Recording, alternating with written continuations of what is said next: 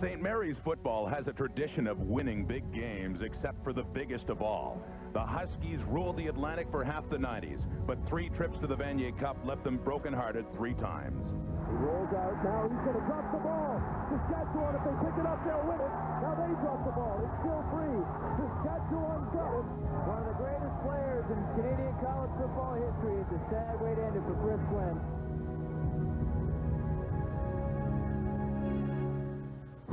But every dog has its day. These Huskies have dominated like no team before them, outscoring their opponents by 55 points a game. They gave up only 35 points all season, didn't allow a rushing touchdown. St. Mary's finished a perfect 10-0 and manhandled Laval in the Atlantic Bowl.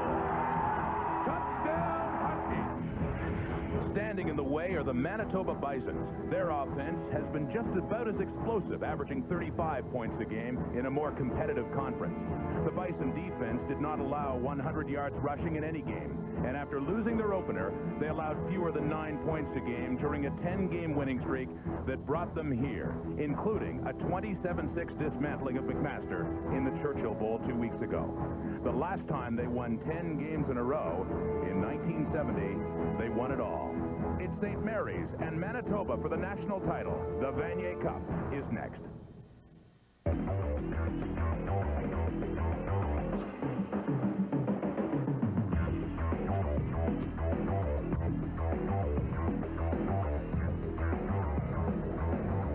Skydome and December as we bring in the final month of the year with the final football championship of the year in Canada. It's the 37th Vanier Cup between the Manitoba Bisons and the St. Mary's Huskies. Hi again, everybody. Welcome to Skydome. I'm Rod Smith. This building has hosted the Vanier since 1989, the same year we signed on for this National University Football Championship.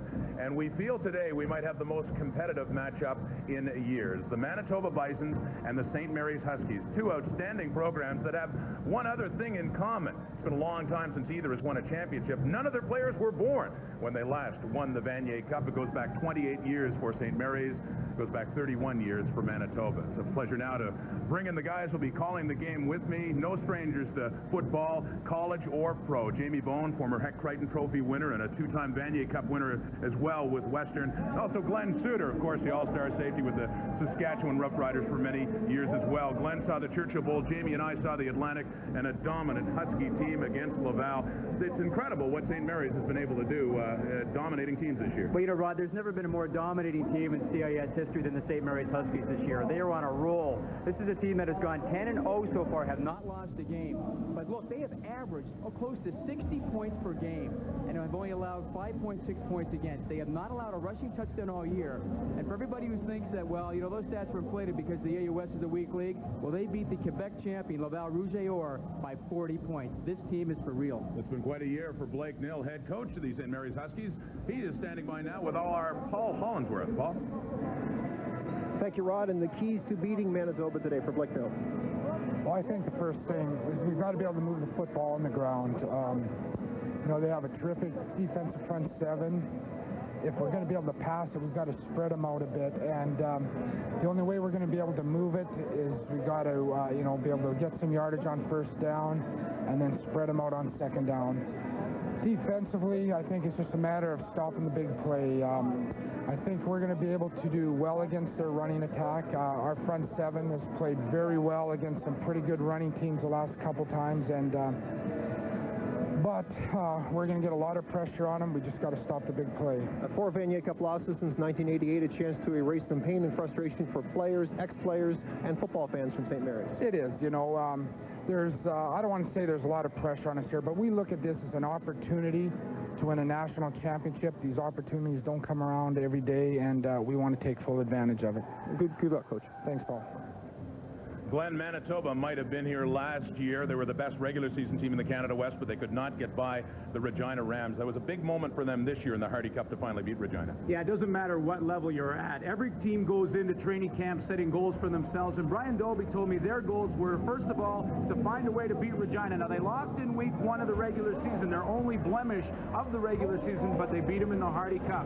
Goal number 2 was to win that Churchill Bowl, and they did it, upsetting McMaster in what was a tough game for Manitoba. That puts them in the Vanier for the first time since 1970. They may not be the most dominant team in the CIS, but they're definitely the hottest. And once again, here is Paul Hollingsworth with the head coach of Manitoba, Brian Doby. Thank you, Rod. Coach Doby, keys to success to beating the Huskies. Well, absolutely. We feel that that we need to control the line of scrimmage. We need to control Perez and his ability to run behind that huge offensive line. So our hopefully very athletic front seven is going to do a job today like they've done over the last couple of years. That's absolutely imperative to us. And I think the other huge key is on the other side of the ball for us, and that, of course, is these guys come with 150 different looks and all kinds of heat.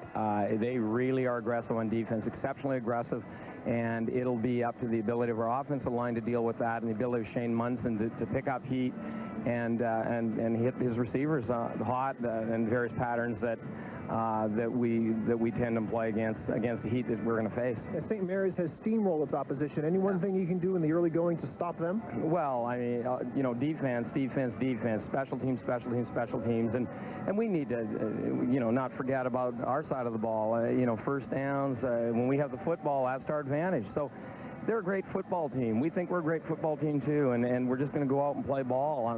We've faced great teams out in Canada West. You know, Regina Rams and University of Calgary and teams like that. You know, we've also faced McMaster. That was the best defense we played all year. They were shocking. They were a great defense, and so we've been there. We've been in close games, tough games over the last couple of years. We know we're facing our biggest opponent yet, and I'm sure our young guys are going to rise to the occasion. Thanks, Coach. Good luck. You bet. Thank you. There are some very emotional reasons for both of these teams wanting to win today. For St. Mary's, their former coach, Larry Utek, the athletic director with the Huskies, is here today. He is stricken with Lou Gehrig's disease. Once again, he has been the inspiration for many of these players. And also for Manitoba, one of their leaders, one of their best players, an all-star, Mike Fasthuber, their slot back, is still in a Winnipeg hospital undergoing kidney dialysis. He was stricken with a mysterious illness after they won the Churchill Bowl 2 weeks ago, and he has been in hospital since after his kidneys failed him. His players are thinking about him. They are dedicating their efforts to him today. We all hope that Mike Fasthuber gets well very soon.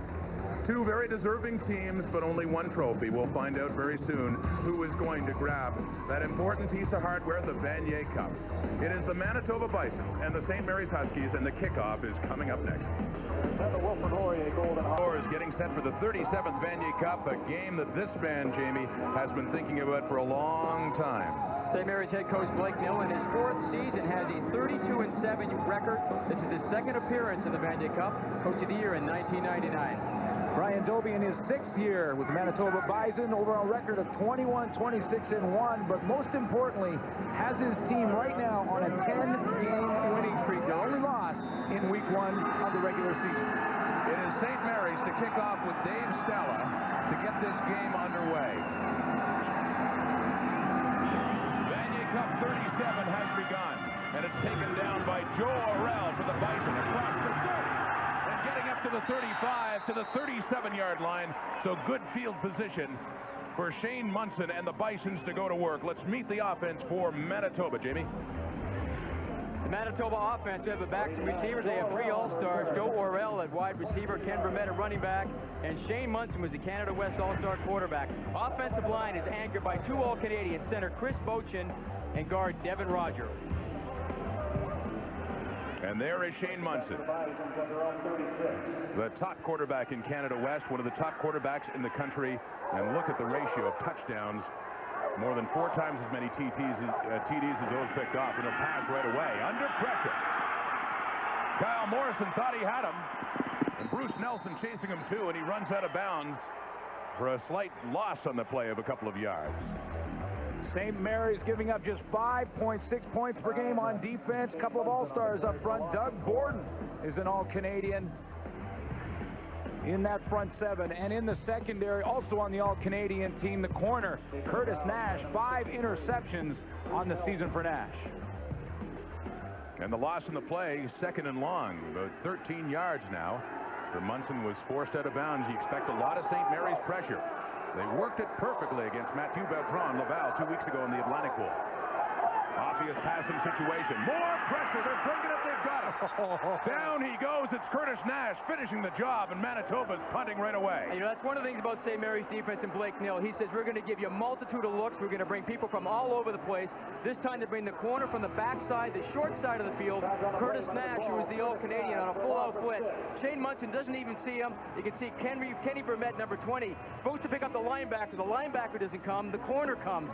Sees him at the last moment, and then Curtis Nash takes him down for a big sack. You know, talking to the Manitoba coaching staff, they said they've got to leave. They're going to be one guy free on that defense. That's Shane Munson's guy. He's got to get rid of that ball. Jamie Borum punting it away from the 15 and taken by Curtis Nash near midfield. Trying to work it up to his 50. Gets across to about the 51-yard line. And a flag is down. A flag dropped near the returners for St. Mary's, and that was while the ball was being punted. A 39-yard punt by Borum and a 6-yard return. Saw Curtis Nash last week with an 89-yard punt return against Laval. There's a flag on the play.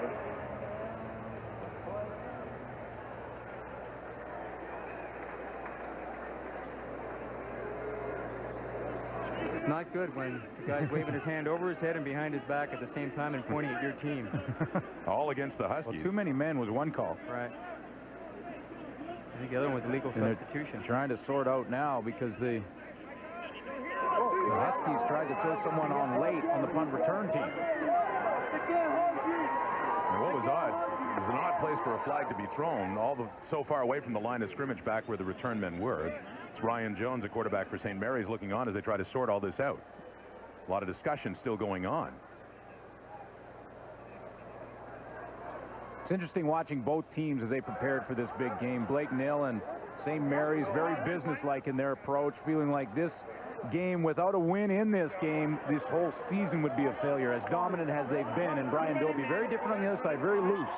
Yeah, and I think with Manitoba, and you and I were talking about before the game, is that they see this kind of, not a means to an end, but they see the program continuing to rise. And he says, if we can win today, that's great.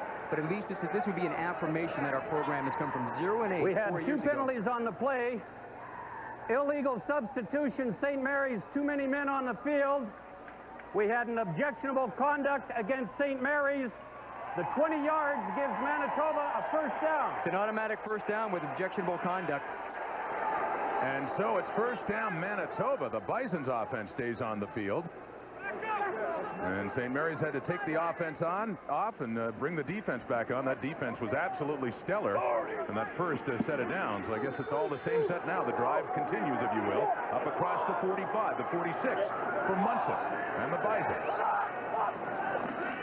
And handing off to Ken Burnett, a good running back. He gets across midfield. The legs are always chugging, and he gets close to first down yardage, Manitoba. You know, that's one of the dangers of playing that kind of defense when you have all this 8 guys up in the box right there, and they're all coming. You know, if you run a good trap on them, you catch them. You don't have anybody kind of in that secondary area where the linebackers normally are. And Kenny Burmett is a very low-to-the-ground runner. Had a very good season, 841 yards. His longest only 30 yards, but scored 5 touchdowns in the very important one that he had 2 weeks ago against McMaster. It really was the heart and soul of that offense against McMaster. Popped out his shoulder in that game and played the rest of the way. Tough guy. Gets them near first down yardage, about 2 feet away.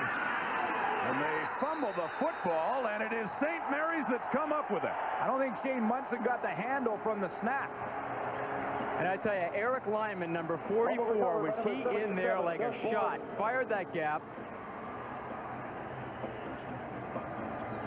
And there's 3 things in the exchange. There's pressure, push, and pull. Looks like he bobbled it there, and then he tries to hand the ball away as opposed to putting it in. Mesh, flow, and exchange. You can see there was really not much of a mesh. There was no flow and consequently no exchange. And Eric Lyman comes up with the ball. Yeah, Jamie, as you know, as a quarterback, former quarterback, if that thing doesn't happen immediately with perfect timing, it's not going to work. Tried to hand it off to Max Irabal. There's Dave Stella on a quick hit inside from Ryan Jones, and a first down right away from that St. Mary's offense. St. Mary's offense, this is a team that went 10-0 this season, led by All-Canadian Jason Curry at wide receiver, and Louis Perez, the leading rusher in the CIS. Offensive liner anchored by Jean-Michel Sauvin, the right tackle. That line averaging more than 300 pounds per. Quick first down and a play-action fake, and scrambling around is Jones. Some room outside, and he just throws it away. Closest receiver there is Paul Fleming, who is hit late, and a flag comes down. So this is going to work against Manitoba again. Boy, what a crazy, a stupid penalty for Manitoba. Ball's thrown out of bounds, and that was Jamie Borum, I believe, who got called as free safety. And I talked to Jamie Borum before the game, and he was definitely pumped Captain. up, ready to play. We have Maybe just a little bit too aggressive. But let me ask you this. If you're in that kind of a situation, I mean, you see the ball in the air, you see the receiver there, you know, you're trying to hustle over and get the receiver. You know, you're not really cognizant of where you are sometimes in the field. You're trying to give him a shot. Unnecessary roughness, Manitoba. 15-yard penalty, first down. There's Jamie Borum right there, and you're right, he traveled a long way to get to the sideline. Looked like Stella was still inbounds, or at least right on the white stripe when he got hit in the back. But I take that back. I think Jamie Borum did know where he was. Well, we tried to give him an alibi. We did. So, good situation, and a handoff for Luis Perez. First handoff taken by him on this day. A great situation for St. Mary's in scoring position now. It's a tough run-stopping front seven for the Manitoba Bisons, led by Israel Adonijay and the linebacking core, Scott Coe, an all-Canadian. And in the secondary, Jamie Borum, the safety, made the all-star team, but as a kicker. They did have Darnell Edwards as an all-Canadian on that first team. Huskies going no huddle. You'll see a lot of this look today. It's not so much hurry up.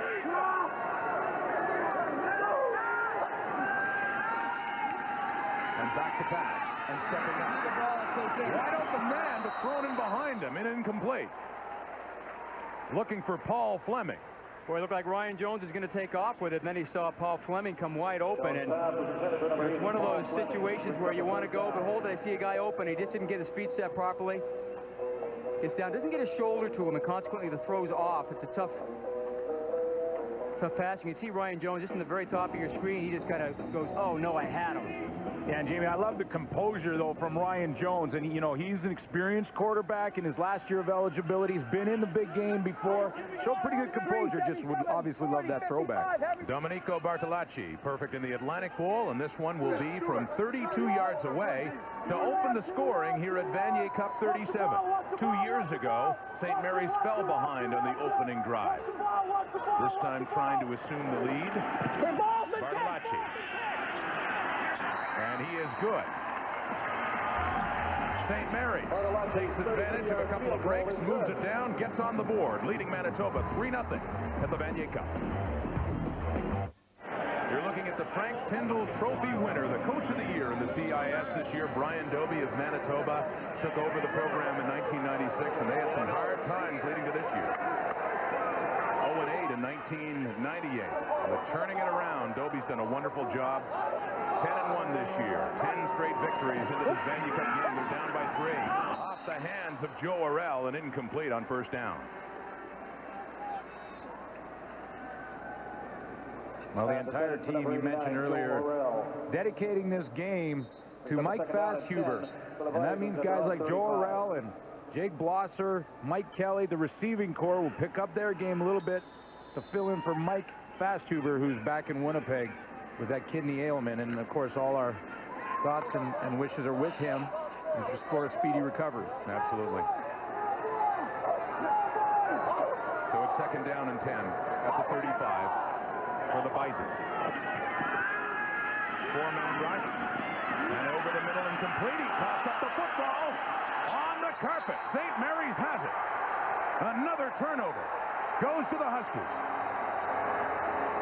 Trepton Bowlers, this guy on the snap of the football, Jamie, got a great jam and also caused the fumble at the end of the play. You know what's interesting is that St. Mary's are primarily a man team. They go into a zone look here, and then Trepton Bowlers comes in here and makes a good hit. Hanging right in the zone right here, comes up here, does a nice job, and then Cartier Shields, number 25, who was a running back a year ago, back in there playing the dime package as a defensive back, comes up with the fumble recovery.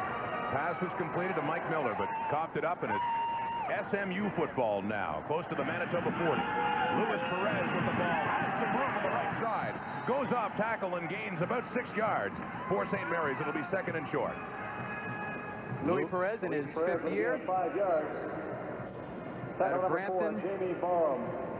Had tremendous season this year, leading rusher in the CIS with 1,257 yards, 11 touchdowns. This guy's not very big. He's only 5'9", 202 pounds, but boy, he's a slashing running back. How about his game versus the Axemen? 287 yards rushing and a touchdown. That's quite a day's work. Well, it's negative yardage this time, although he nearly keeps his feet. Whistle blows him down on a rare loss by Perez, as Manitoba has him read nicely for a loss of about everything he gained in the first half. They're tough up front. Warren Depker, Rob Stewart. We talked about Israel Adonijah. That Manitoba front four is going to be tough to run on. Now, Perez has put together a great season, but he's playing against some big boys up front now. And there's Dave Tucker beside him, Dave Tucker usually lines Rob Stewart, but usually Dave Tucker lines up beside Israel Adonijah, and he's quite a sack master himself. He led the team last year in sacks, so they got to be aware of him as well.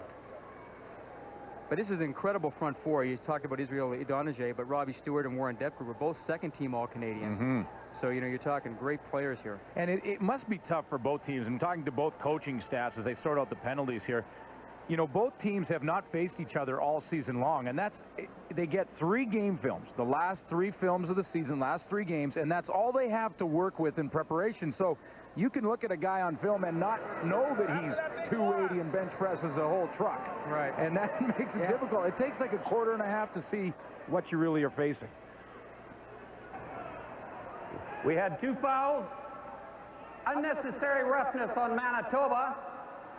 We had objectionable conduct against St. Mary's. 5-yard difference, automatic first down, St. Mary's.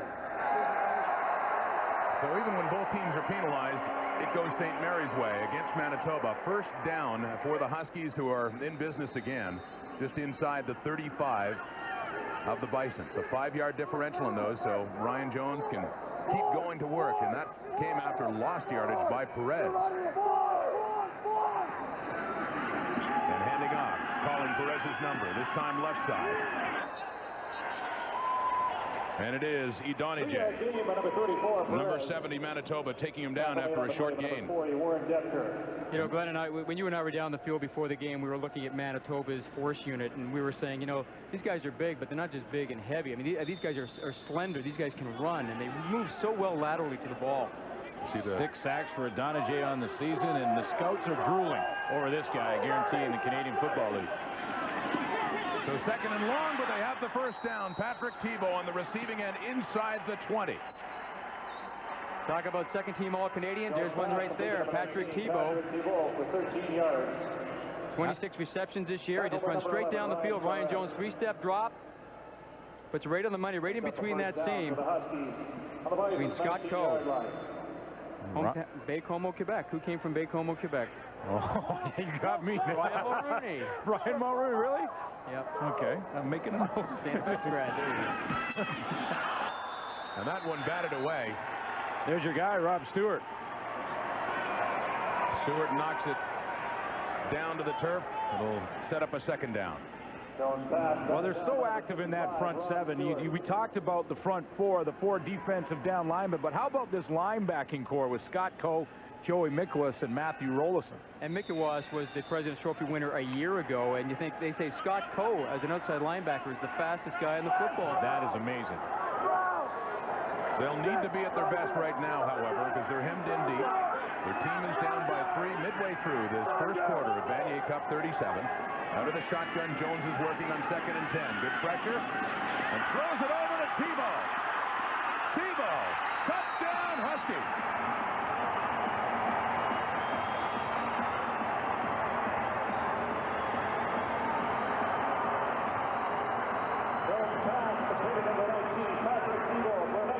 Touchdown. 19 yards for number 19 as the Huskies add to their lead early on. And a flag thrown down in the end zone after the touchdown had been scored.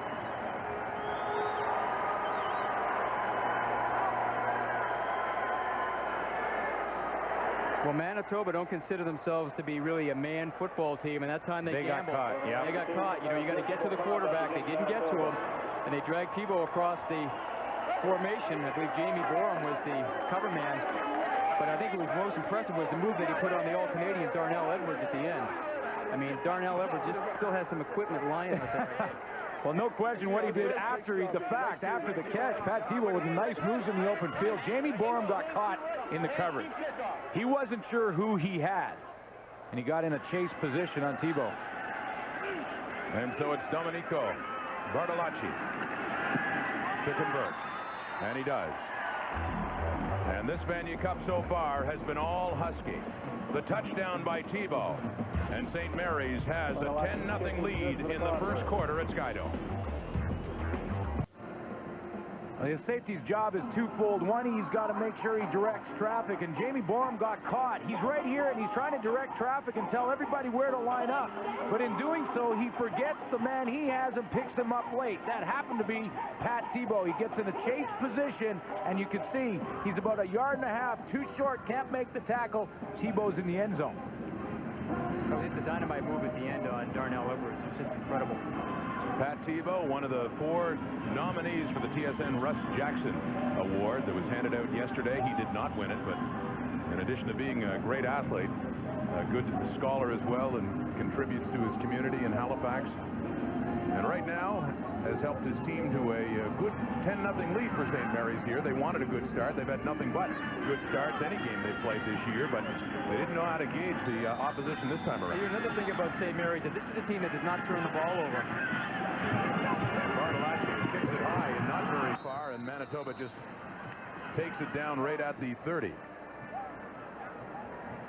Patrick Tebow, a 6-play, 41-yard drive, capped off with his 19-yard reception for a touchdown, and it didn't take very much time off the clock at all. But Tebow had a couple of catches on that drive, and St. Mary's has been looking pretty good. This has been and this has been the story for St. Mary's all year long, and it puts the pressure on Shane Munson right now. It is early in the game, but he has to find a way to respond, even if he gets cross midfield and punts one. Yeah, he's got to keep his defense off the field. They can't be on there all afternoon. They have had penalties. They, of course, have had turnovers to deal with as well. Met, but nothing doing, and once again a flag is down in the St. Mary's secondary. And I think, sorry, Ron, I think the thought for Manitoba coming in and talking to the coaching staff, Jamie, is that this was a team that wanted to stay close against what has been a dominant St. Mary's team. If they could stay close in the first half, they felt that they may frustrate them. Right. Well, I talked to Von Mitchell, the offensive coordinator, and I said, give me a prediction. I won't say it until the game starts, but you tell me. He said, if we score 21 points, we'll win. Well, I'm not so sure about that. Or maybe he's kind of out there redoing his own numbers. Yeah, I think it might take a little bit more than that. Well, pressure on Ryan Doby early, no question. And like you mentioned, a couple of first downs even gives your defense over there on the bench just a little bit of confidence that, hey, our offense can get something going. We can get a little bit of a rest over here on the bench. There is no penalty. The player had left the field. There were a correct number of players on the field. Thought they might have had another too many men, but no, they negate that, so no penalties. And it is second down and 10. No gain by Vermette on that last running play for Manitoba. In an early hole here at Skydome.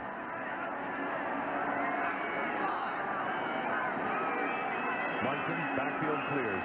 4 to the right, but he throws the other way. It's deflected and incomplete. Yeah, and Jamie, you mentioned it earlier, and I think one of the ways you attack a pressure defense is to run the football. Now, obviously, on 2nd and 10, that's difficult, but on first down especially, and especially with a guy like Kenneth Vermette. No question. And, when I look at that last play there, you know what, you're not going to cut a guy like Eric Lyman. You're just not going to cut him. And that guy try to go to his knees. He jumps up clean and he knocks the ball away. You got to kind of take him head on. He wants you to do that. So the Bisons will be punting. Jamie Borum from his 15. A nice punt. Borum averaging over 42 during the season. Best in the CIS. Curtis Nash flag down. This will be against the Huskies on the Nash return up across the 40. It'll come back further than that. And we'll sort that out when we come back here in the 37th Vanier Cup. 10-0. St. Mary's leading in the first.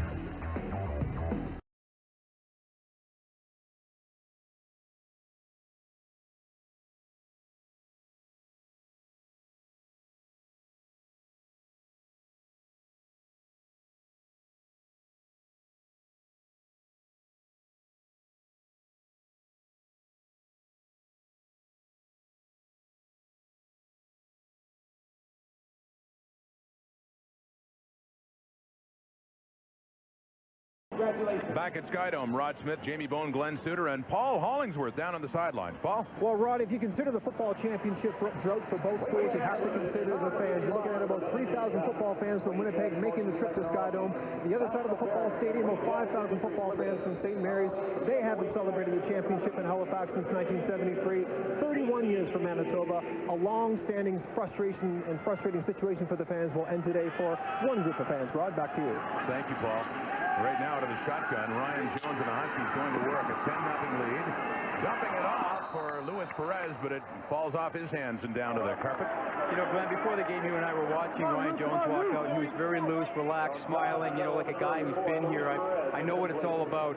And, you know, his poise right now coming through, he's really playing well. I mean, there he was almost sacked. He had some distractions up around the upper part of his shoulder, but still had the presence of mind to get out and try to dump the ball. And fortunately for him, it wasn't caught. But he really seems to be a cool customer here this afternoon. Huskies at their 37. 2nd and 10. Once again, Jones out of shotgun. And looks over the middle, completes it to Jay Curry. His first catch today. Gets a block across midfield, and Curry gets out of bounds in Manitoba territory. And there's that poise again. And it's poise and patience this time from Ryan Jones, who has to wait for Curry to cross all the way across the field and then be patient enough to just say on 2nd and 10, hey, I'm just going to drop this football off right here. I'm just going to drop this football out short and let my receiver do the rest with it. Right, because they're playing zone defense. Everybody's dropping out. He just dumps it underneath, and, you know, his yardage after the catch, it's important. A nice block, too, by Dave Stella. Gets to the Manitoba 53. First down. Good take. And he has time to throw. Jamie Borum has it. Borum. And a big turnover for Manitoba. It went off a couple of pairs of hands before it finally went into his. Scott Coe in on the act as well. Scott Coe had the first shot at it, went right through his hands, bounced around a little bit, and Jamie Borum has the interception. Now, this could be a good turning point for this Manitoba Bison team. Give him a little momentum. No question. This is tough for Ryan Jones. He rolls to the short side of the field. He's in trouble. This is one where you say, first down, I got to throw this thing away here. Gets himself in trouble, tries to throw back inside. You can see the ball gets tipped there by Scott Coe. Ryan Surratt, he had a chance at it. And the third one that had a chance got it. Borum passing, Munson. Has it completed to Mike Kelly. The old momentum is now switched sidelines over there on the Manitoba sideline, because that can give your entire team a lift when you get that defensive turnover. Ryan Jones needs to have a short memory, am I right? No question, exactly. They're sitting there looking up at the Jumbotron trying to see that play and the interception. Ryan Jones came to St. Mary's. Look at it, he's looking at it. He came to St. Mary's, and they were 1-7, recruited by Larry Utek. Said he wasn't highly recruited at a high school. And at this point, a bank of lights up high has just gone out at Skydome. That's what Ryan Jones was looking up at. It looks considerably darker here, although easily not quite reminiscent, Jamie, of a game we did a few years ago, Concordia and Laval, where it just got too dark and they didn't have lights. But let me ask you this, Rod. Was your final line of this game, no matter who was winning, turn out the lights, the party's over, and they missed their cue? Was that it? I'm saving that for you. That's your thing. And, you know, if you're a Manitoba football player right now, this is the worst thing that can happen. That's a good point. No question. You've got all the momentum going in your way, and then all of a sudden the lights go out. I wonder if there's a St. Mary's alum up there hands on the switch. With the Hold the plug or something. Yeah, well, you're right. You got a little momentum, and you want to capitalize. It's called the sudden change on defense. You take the football away from the offense, give it back to your offense. If they can punch in there for some points, you get a bunch of momentum back. Looks like Hey, Shane, on your package, and don't forget about the stand. All right, here we go.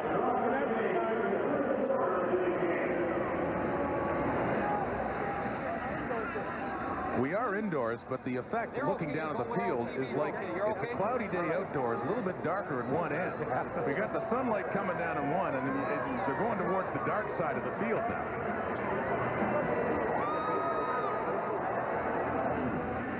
Come to the dark side.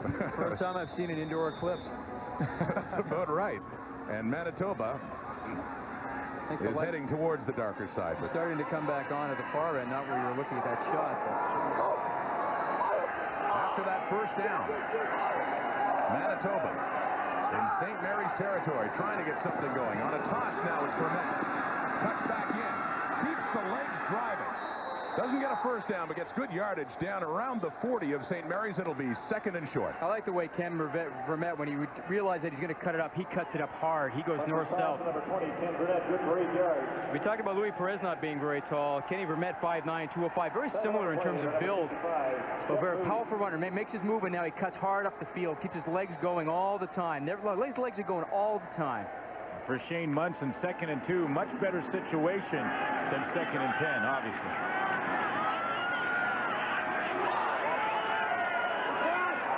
Big play Manitoba early on. Play action fake. Looking longer. Has a man. Flag down, and what a catch by Joe Orell.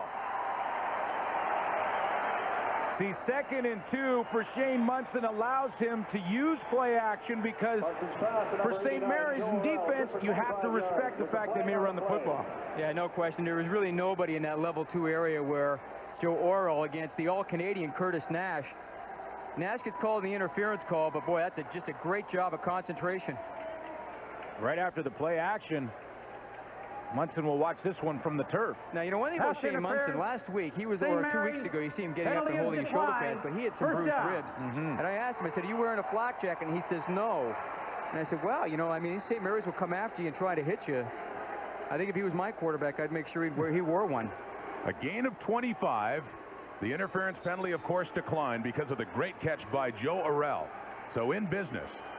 Down near the 15, just inside Manitoba. And Munson throws it off. And intended there for Jake Blosser, but it falls short. That's a Kyle Morrison hurry.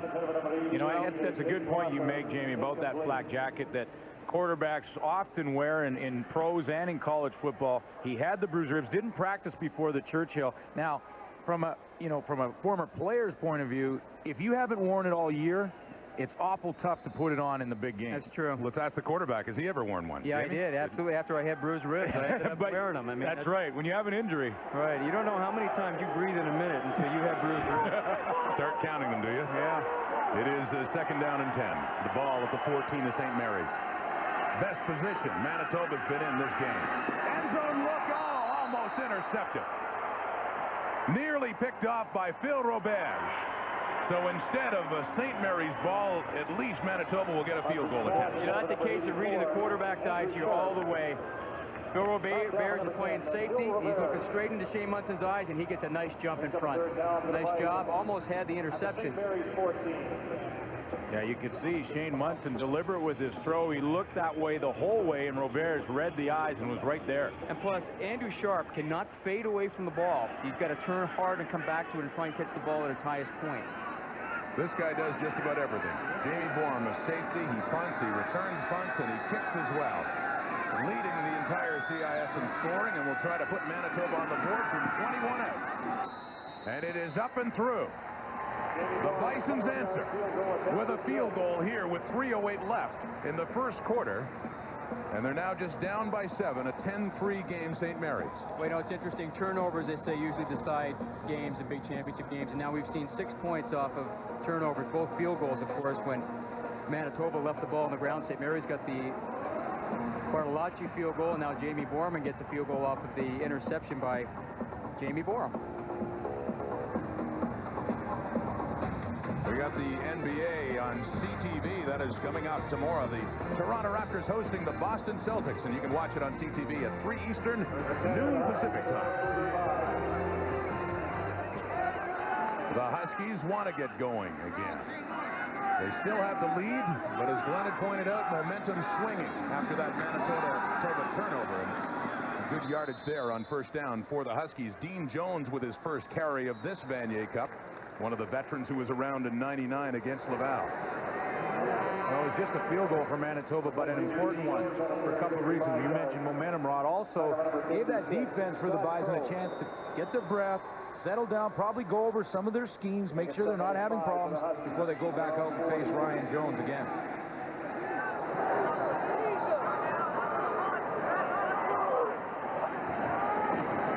Ball's going to the side.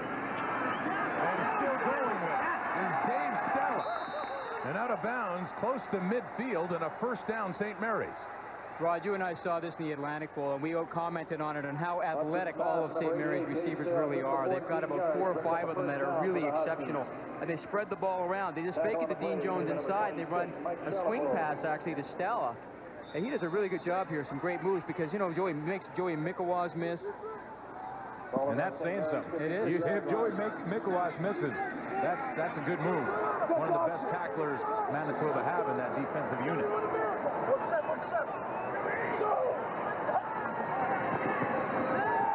Taking that handoff with lots of time to throw, but he takes off. Ryan Jones, and not a late hit, but after he's already down, one of the Bisons falling on him, but a short gain there on first down. That was a smart play by Ryan Jones, because he was trying to go deep down the field with Jason Curry, but it was covered, and he decided, no, I'm not going to throw another interception. Darnell Edwards was back there in coverage. Mikawas coming across to make the tackle and force Ryan Jones to make the decision in a hurry. The President's Trophy winner in 2000 is the top defensive player in Canada. Throwing this time, Ryan Jones has a man in and out of the hands of Jay Curry, so St. Mary's will be forced to punt, and Manitoba's defense stands. That's a great quickness again by Scott Coe, and this is why Brian Dobie feels like he may lose Scott Coe at the end of this season. He just feels like he's got one more year of eligibility, but the pro scouts are going to grab this guy because he's got such quickness, such strength, that he could play pro football right now. Now, his lateral movement is incredible on his straight-ahead speed, and, you know, 6'3", 230 pounds, native of Winnipeg, Manitoba, went to Kelvin High School. A number of the players in the Bisons have gone. Bartolacci to punt. Bit of pressure. Down for Borum. On the roll, gets by it towards the Manitoba end zone. Almost in it. And he barely stays out of it, down just around the 1-yard line. So a good break for St. Mary's, hemming Manitoba deep to start this drive. The mistake Jamie Borum made was to not get under the football and field it in the air. If you let that ball bounce, you never know. And you know what? The average, Glenn, they worked it out. You lose 20 yards on average if you let the ball bounce in front of you. I mean, that's basically 2 first downs right there. You've got to take the ball. He made the decision late, and he didn't want to attack it, but because that ball hit the ground, he couldn't get the handle, and now he's put his team back in the shadow of their own goalpost. You know, I'm sure if he hadn't have touched it, he would have let it go into the end zone. But I tell you, you think Brian Dobie would be the guy shaking his head the most in the sidelines. I guarantee you it's Shane Munson, quarterback. You don't want to start from the 1-yard line. It's a long field, 109 yards away. Jamie, can you even, from your perspective, I know you've been there, can you see the other end of the field? No, it's hard. I mean, those goalposts look like 2 feet down there. Because from a defensive perspective, we love this. Right. We're coming after you. We're going to send some pressure. We're going to put it on you right now. But that being said, I think if this is a point and a position in the field where offensively you've got to come up with you can come up with a big play. This can change the flow of the game. 2 years ago against Laval, the Rouge were in the same situation. They had Bertrand dead to rights in the end zone. He got out of it. They threw a long pass near midfield. 2 plays later, they were in the end zone. Laval went on to win the Vanier Cup. Well, you know, you do it because, like as mentioned, defensively, you get aggressive. You want to attack. You want to see if you can get that safety when you got the quarterback back in there. So you may be susceptible to the big play. Let's see what Munson can do. They had a good drive the last time off the turnover, going down to the 14 before they ended up kicking a field goal to get on the board. Trailing by 7 late in the first quarter, and an enviable place to start for Manitoba. And going deep right off the bat, but over the other shoulder of the intended receiver, Jake Blosser. That would have been a very tough reception for Blosser to get turned around and get it. You know, I like the play. I think that's what you got to do when you're down there in the end zone. I mean, they emptied out the backfield. You know there's not going to run the football. They just try to isolate him against Josh Nabuki on the outside. Try to throw the deep ball. 3 of 8 this afternoon. Not the kind of number Shane Munson is used to. Labuki almost had the interception, went right through his hands. That would have given St. Mary's the ball in the 35. And Rod, you mentioned it was 2nd down and 19 against Laval 2 years ago in the same situation. I'm sure Blake Neal and his defense is well aware of that. Do not give up the big play. That really hurt them 2 years ago. And they're fine now because because that ball's incomplete, and Manitoba is going to have to punt deep in its own end zone. You know, Shane Munson is seeing all sorts of different looks that he has not seen this year. I talked to Von Mitchell, the offensive coordinator. He said, you know, we don't see teams that play defense like this, mixing it up all over the place, giving him all sorts of different looks. He doesn't know, he has no idea where the pressure's coming from. And again, they bring Curtis Nash on that blitz. Right off the corner, and in Canadian football, if you come from the corner on a blitz, that's almost unheard of. This is very unconventional defense St. Mary's runs. I mean, it's a long way to travel for the corner. But it worked well. Jamie Borum goes 14 yards deep and will just give up the 2 points. The last play of the quarter, they give him a little extra shove, heading out past the dead ball line. Well, if you're going to dance around in the end zone like that, I think an extra shove is probably It's warranted. acceptable, is it? Yeah, well, you know, rushing on those, you always want to give the guy the extra shove. It looks like a flag down. There's not one down right now, but they're still discussing. They have not officially called the quarter yet. There's a little time left on the clock. They're saying it's offside, but I would imagine Manitoba would decline this because I don't think it would change much for them. It'd be 3rd down and 5. Still be kicking out of the end zone. And yet they're lining up in formation again. Offside, St. Mary's, 5-yard penalty, 3rd down. So, yeah, either he's going to punt this time or he just wants to run around a little bit more. I mean, looks like they are obviously going to punt this ball this time, still from their end zone. You look what Jamie Borum is. I'm not so sure that it's a good decision just to give up the 2 again. Well, that's what he's going to do. He is running around. They should let him get out. And he's given another little shove, and this one draws a flag. That's a horrible call. I'll tell you right now, that is a baloney call. The guy's going to run around in the end zone like that, and he's going to make it look like he's coming out, and you're trying to get after him, and you give him a shove right at the line. No, that's a poor call. Well, if that's what Manitoba planned, it worked because they draw the penalty. And that gives them a 1st down. And they keep the ball. And that's why when you wondered why Brian Dobie did it again, you never know. And this is why he did it again. Now he's put his offense back on the field. And I agree with you, Jamie, completely on the flag itself. But the penalty does give Manitoba 1st down. Now, Jamie Borum looks like he's coming out. Now, he's not going to come out. But, you know, if you're going to give up 2, you go down and give up 2. You start running around the end zone like this. He tried to pop the ball out. It was Dennis Arruda charged with the unnecessary roughness, and as a result, Manitoba keeps that ball. And you get a feeling that Jamie Borum may have just put on the brakes there at the very end of that play to hopefully draw the penalty. He should be in drama school, I tell you. And he was successful. When you consider that not only was St. Mary's going to have 2 points on the safety, they were going to get possession of the football, and now it's Manitoba 1st down. That's almost what happened against Laval. I mean, in terms of the outcome of it is very similar. Thank you. 1999. Well, the story in this venue so far through 1 quarter. Foul against St. Mary's. The safety stands. The quarter is over, and the 15 yards will be applied on the St. Mary's possession. All right, that's all right. Dead ball foul. That's okay. So it will be St. Mary's ball and 2 points on the board. The safety stands. It's 12-3 Huskies through 1 quarter here at Skydome. To this 1st quarter here at Skydome on what was called a dead ball foul. As Jamie Borum ran it out of the end zone, he was roughed by Dennis Arruda. They called the penalty, but the safety still stands, and the Huskies still at the ball. Well, yeah, here we go. We explain it this way, is that if the foul happens while the play is still going on, it's Manitoba 1st down, and that's what it appeared to be as Jamie Borum ran out of bounds. If you call it dead ball foul, now you get the 2 points on the safety. Okay, let's go back even farther than that. How come Manitoba does not kick off after the safety? If they had attacked on, they would normally kick off at least the 35 on a safety. The ball would have been kicked off, I guess, at the 50. They probably thought it was too far.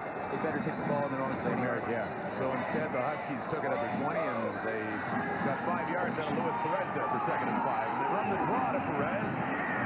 But Donnie is there. He gets swarmed. Well, there's just a whole bunch of people in Manitoba watching this game right now saying, well, why don't we have the football? It's just one more time, just to make sure we're clear here. The dead ball foul makes the safety count and gives St. Mary's the football back. Because it's after the play. After the play. The question was it a dead ball foul? Now, they called it that way, but it looked to me like it happened well within the play. Absolutely. To finish a thought before the quarter ended, though, don't remember, too, Vanier is so influenced by penalties and by turnovers as this one, especially the penalties. I think we've seen, 5 objectionable conduct calls already in this game. It has been very slow. Bartolacci stands back near his 10. So Manitoba ultimately will get the ball after Bartolacci gets it away. And it's Gorm, the lone man back near midfield. Oh, good position. A nice block on John Samus there by Scott Coe, who does it all as well. 12-3 St. Mary's here in the second quarter. Well, Shane Munson has put up some impressive numbers through the air throughout the 2001 season, but in the Churchill Bowl, it was a run that made the play, and he needs some more of those here in this game in the Vanier. Get his team moving. First down, Manitoba. Midfield. Handing out. Vermette breaks the tackle and spins his way across the 50. Gain of 5. He completed about 53% of his passes for over 2,000 yards, but in the Churchill Bowl versus McMaster, all the way to the fourth quarter, it was his legs that opened things up for the Manitoba Bisons when he ripped off this 57-yard run scrambling from the pocket. You know, he had a 7.4-yard rushing average during the regular season, so he can move around with those legs. And he's a big guy. You know, he's 6'2", 217 pounds. And interesting, he said when he was running down the field, he was watching the Jumbotron in Winnipeg to see if anybody was behind him.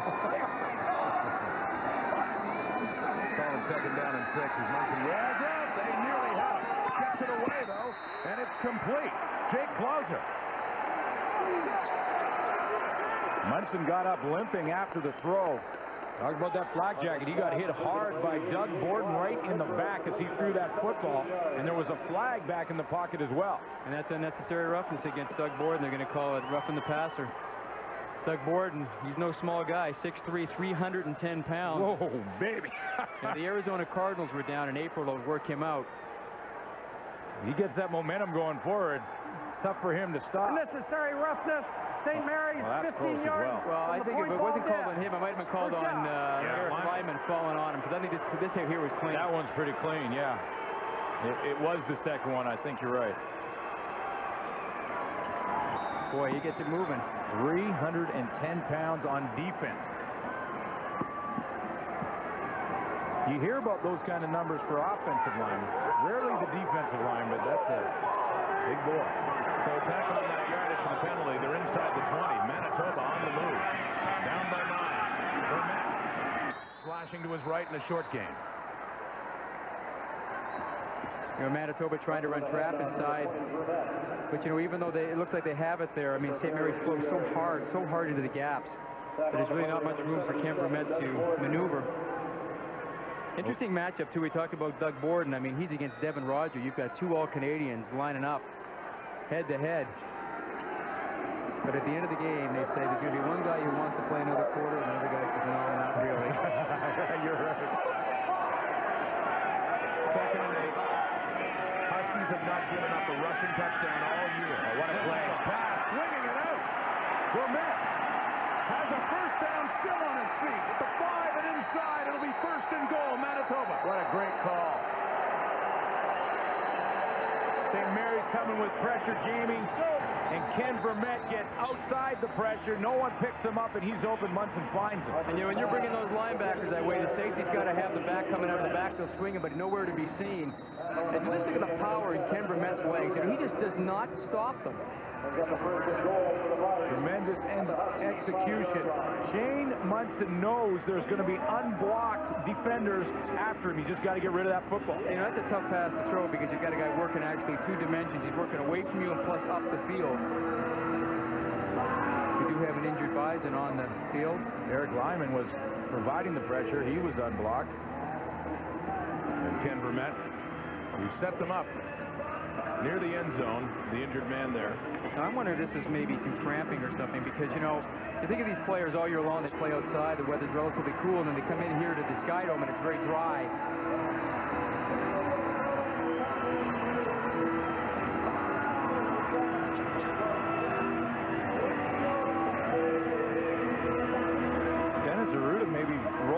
back of his legs, but it was hard to see. And then he reached for that left knee. Boy, that would be a devastating loss for them if Kinver met, but he seems to be all right. Well, I mentioned the Churchill Bowl early in the game. He popped his shoulder out in that game. They popped it back in. And if anyone has ever done that, that is as painful as it gets. And he went back in the fourth quarter and played very well. So it's going to have to be hanging off for him to stay on the sideline. And I reiterate, St. Mary's has not allowed a rushing touchdown at all this year in 10 games. They run it here. They stop it.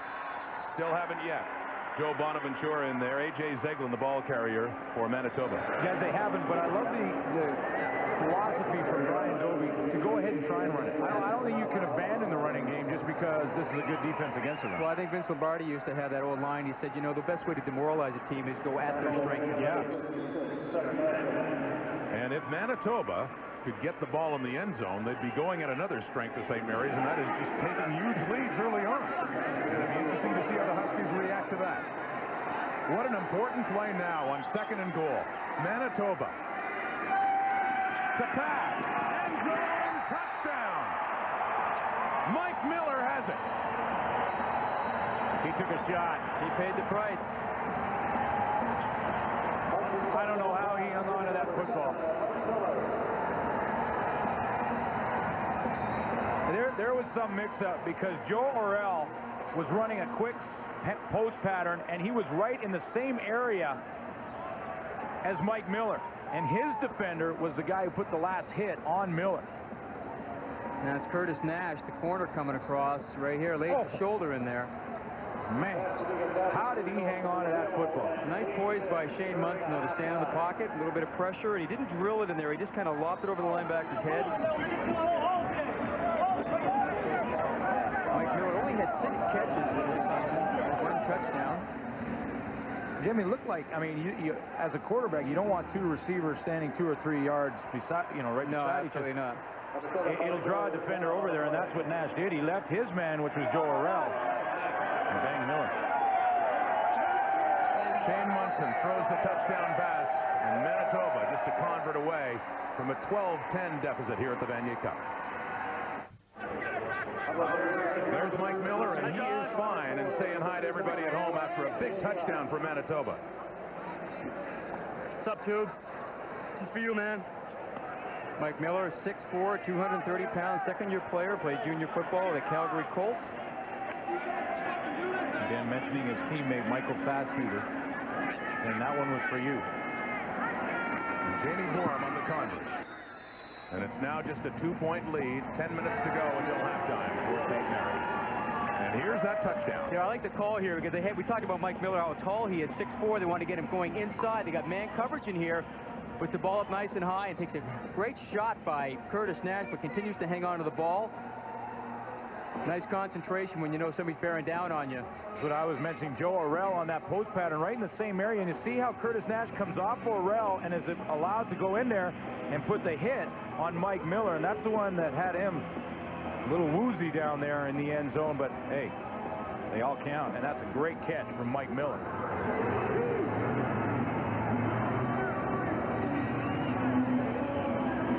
This is what Brian Dobie wanted. He wanted St. Mary's to be in a football game this year, and they certainly are in one right now. We can safely say that at no point this season has St. Mary's been in such a close game this far in. Well into the second quarter. They're usually thinking about the subs by now. I believe St. Mary's were only down once this year, and that was in the Atlantic Final against Acadia. Acadia blocked the punt. Right at the beginning. Right at the beginning, that's right. They were down 7-0, but that was erased later on by a Dave Stallo touchdown. And they went on to win 38-7, 38 unanswered points. It's a different kind of game here, you sense. Here in the second quarter, Skydome Bourne's kick out of bounds, so the flag comes out. That's not what Jamie Borum obviously wanted to do. You know, I talked to Ryan Jones about that when you guys were talking about the fact they haven't been behind, and the Bisons have made it close with that 5-play drive. But I asked Ryan Jones about it, and he said, you know, we were here in '99. 16 starters were here in this game in '99. We know what it's like to be behind. 2 years ago, we had to fight back in games. So they know a little bit about coming back. Yes, this year it was a different story. but there's enough veterans that know how to battle in close games as well. Well, it is true. 2 years ago in the Vanier, Laval marched right down on the opening drive at the 7-0 lead, and St. Mary's answered back. It turned out to be very close. A 4-point loss to Laval that year. On first down, Jones throws. It has Paul Fleming up to the 50, and another first down for St. Mary's. And this is really St. Mary's game. They like to do the three-step drop, the quick passing. They try to get all the receivers, trips to one side, and they cross them all. And just it helps build Ryan Jones' confidence as well. You saw last week against Laval, even though he didn't have to throw the ball as much, he was trying to throw the ball downfield, didn't have as great success.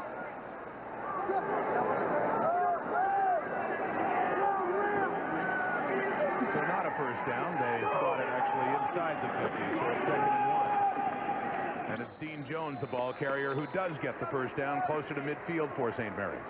You know, and St. Mary's is close, but at 12-10, you know, you don't go away from Luis Perez and really what has got you here. And talking again to Ryan Jones, he said, you know, we've had the great running game all year, and that's helped me immensely.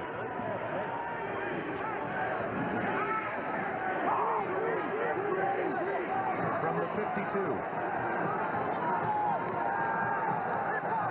And working out a shotgun is Ryan Jones. Passing over to his right. There's an open man, but it just goes too far, intended for Travis Tyler, but out of bounds, 2nd down. Boy, is that a dangerous pass. You're throwing from one hash all the way over to the far, from the short hash all the way over to the far side of the field. And it's a short pass. You know, it's a 45-yard throw for a 5-yard gain. I think the risk reward on that one is not high. How were you throwing to the wide side? No, always through. All right, Jamie Bone had the cannon, man. This guy could throw the football. The word there is good. Now here's Jones throwing it deep again, just off the hands of Tebow, who has the only touchdown for St. Mary's in this game. That one, a flag down back in the St. Mary's backfield. Ryan Surratt got a little bit lucky, cut underneath. Tebow almost came up with that catch. Defensive back, when you gamble, basically have a decision to make. Can I make it to the football? St. Mary's. Penalty is declined. 3rd down. Or do I play the man? He tried to play the ball and almost got caught.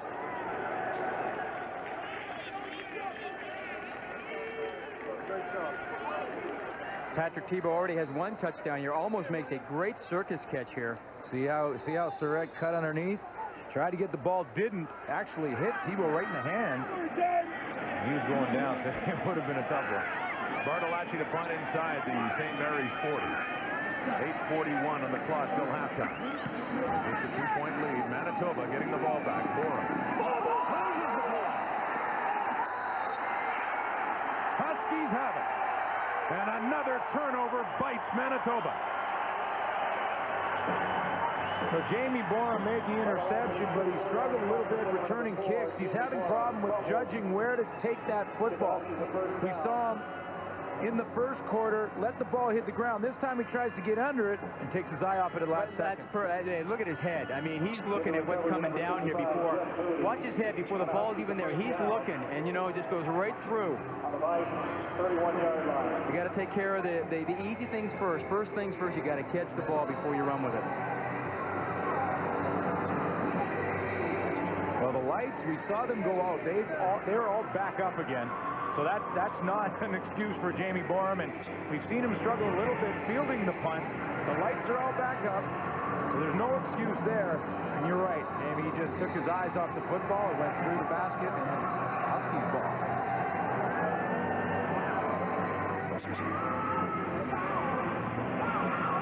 Let's go down to the sidelines and join Paul Hollingsworth with a special guest. Paul? Rod, with Ben Chappell and I, Heck Crichton Award winner this year. Ben, I know you'd rather be on the football field today, but a record-setting year and a Heck Crichton, not a bad way to wrap up your football career. No, it's very nice. You know, as you said, I would have liked to be here today with the rest of my teammates to be on the field and, you know, to have a chance to win the Vanier Cup. But considering where we're at, you know, the Heck Crichton is very nice on a personal note, definitely. 5th year is the last year for you football-wise. What's next? Well, there's a possibility that I might be going to training camp with the Winnipeg Blue Bombers in the spring, so that's something that's kind of exciting for me, and I guess we'll have a little bit more details within the next few weeks. All right, thanks a lot and good luck. Thank you. All right, Rod, back to you.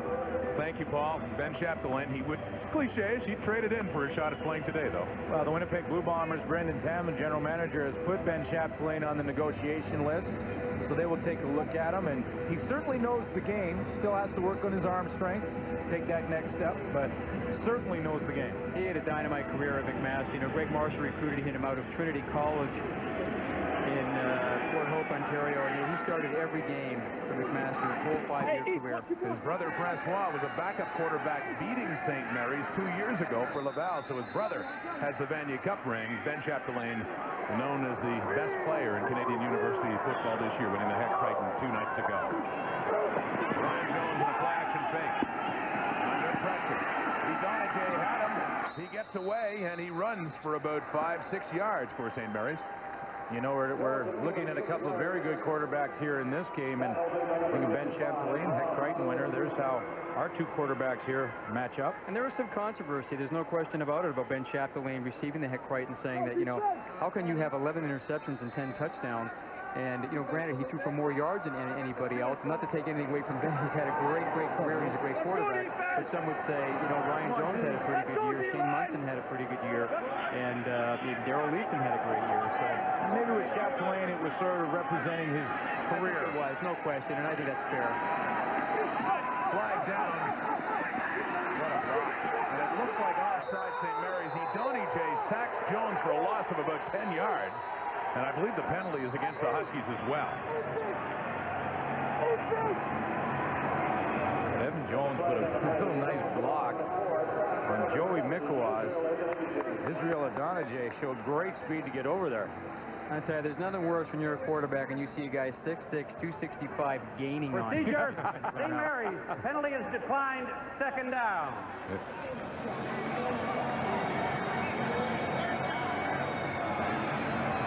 Pretty good block on Mikowas right there. Look at the quickness. And look at the arm, the reach. This is just he just engulfs him. Might we see Donahue in the CFL, Glenn? Oh, I think that's pretty much a given. I know Edmonton, Winnipeg, BC, all very interested in Israel Adonijah, and likely after watching this game and watching the Churchill Bowl, the other teams will probably have an interest as well. So he's got all the skills. Now it looks like St. Mary's are going to punt this. Now, just to be clear on the CIS rule, if the returner brings it up to the 1-yard line, if he catches it in the end zone, the ball is scrimmaged on the 20. They want to encourage the return as Bartolacci stands at the Manitoba 50 to get it away, so there's a chance of this happening. He gets a good one away. Sets up high, but no, won't go into the end zone. They blow it dead. Borum down around inside the 5, and they just blow it dead coming down. The first fair catch I've ever seen in Canadian football. And explain why they blew it dead. I think the reason they blow it dead there is because they were afraid that the ball is going to be bounced back, and if it's bounced back, they're going to throw the flag because there's going to be no yards, and they're afraid that the ball's high and short, and that's something that the coaches have agreed upon. And Jamie Borum, for him, it's maybe a bit of a confidence builder because he caught that ball cleanly. Somebody, please? Right, and he struggled over the last 2. He's caught it cleanly, goes to the bench, he regroups, he's okay. Funny, on windy, the only time I saw that happen before is on windy days. First down, Well, actually, I take that back. It sounds like the coaches have not agreed to this, but he wants to talk to him and say, what's the call for? I've seen an extreme wind. Remember doing some games in Atlantic Bowl where they would blow it dead. Right. Just because kicking into the wind it'd go about 5 yards. I don't understand that call. First of all, we're going to get a no yards penalty or a return. We're on our 4-yard line, sir. And I appreciate what you're saying. It wasn't an inadvertent whistle. He killed it because he felt it was coming down into the crowd, and the reason the crowd is that he punted that ball the 42-yard line to our 5. That is a hell of a punt. I appreciate what you're saying. We just got screwed. I appreciate what you're saying, but that was his call. It wasn't an inadvertent whistle. That was a bad call. You get out of here. We got it. I gave you the time, Coach. That was a bad call, and I want you guys to discuss it halftime. That put us in a hole. We gave you your opportunity, Coach.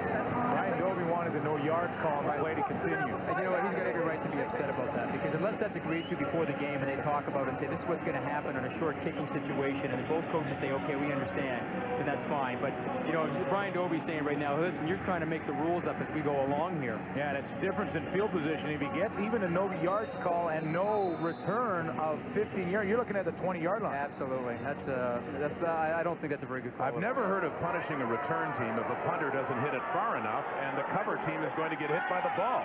That team should be punished. I can't help but agree with Brian Dobie there. They should be upset. So they're hemmed in deep. And a short gain on first down on that carry. And another flag down on the field. I think they should just leave it on the field and point to it after every play. I mean, it seems, no kidding. I mean, yeah. It's just, I think the referee's getting tired picking it up. Well, there hasn't been a real good flow. There was 11 penalties in the first quarter, and it sort of continued in this second. And you can say maybe in the first quarter, teams are pretty fired up about the big game, but they should be settled in pretty well now. And, you know, I think with these penalties that are being called, you know, and I think when we've discussed it with the referees. Procedure, Manitoba, penalty is declined, second down.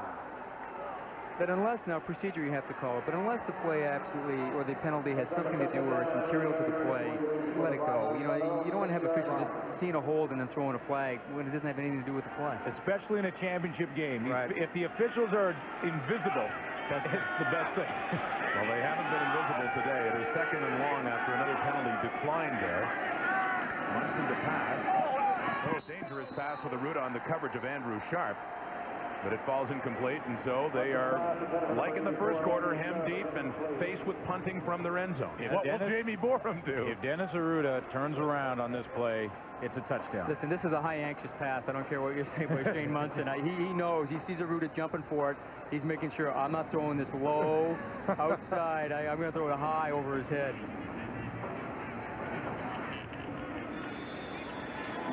Dennis Arruda with a block punt in the Atlantic Bowl that got everything started for St. Mary's against Laval. They never turned back.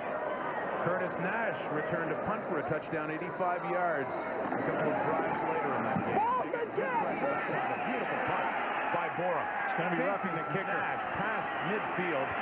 But as Glenn mentioned, a flag down. Roughing the kicker to come. Automatic first down. Roughing the kicker to come against St. Mary's, so Manitoba should hang on to the football. Yes, they will. It has been an adventure in the kicking game.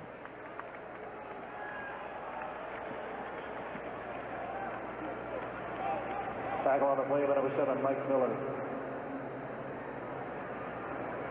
You're going to take a look at Jamie Borum. He takes his 1-2 step, and there comes the hit with the leg already in the air. If the leg comes back down, it's a different story. That leg's in the air, the kicker is protected. That's a good call. Contacting the kicker. St. Mary's, 10-yard penalty, first down. That's different, actually. It was contacting the kicker, not roughing the kicker. Roughing the kicker is a major foul, which is 15 yards.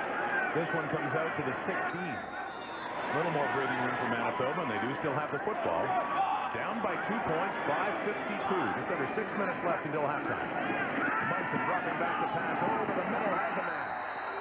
And a first down for the Bisons there. On that receiving end was Andrew Sharp. But this penalty is huge for a couple reasons. If this drive even stops right here, you're looking at a difference in field position of about 40 yards, 50 yards. Jamie Borum was punting 7-8 yards deep in his end zone. Yeah, those penalties are like turnovers, really. There's a nice job here by Andrew Sharp. You know, keeps his eye on the ball, gets down low, makes the catch first.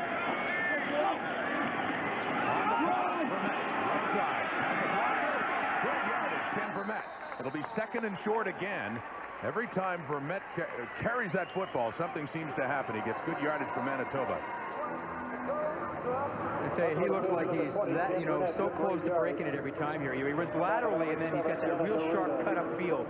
Sees where the opening is, and then accelerates into it right there. Gets nice and low, keeps his feet moving all the time. He's a real tough runner.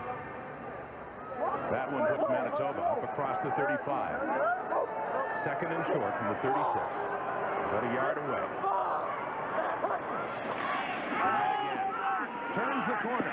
That's the first down. Scott tries to spin around, but nonetheless the sticks will move. He gets it up across the 40. Manitoba on the move. And this is what Manitoba would like like to do offensively is run the ball effectively, get themselves in second down and short situations where they can start to run play action. They also have that big offensive line up front. Maybe starting to wear down St. Mary's a little bit.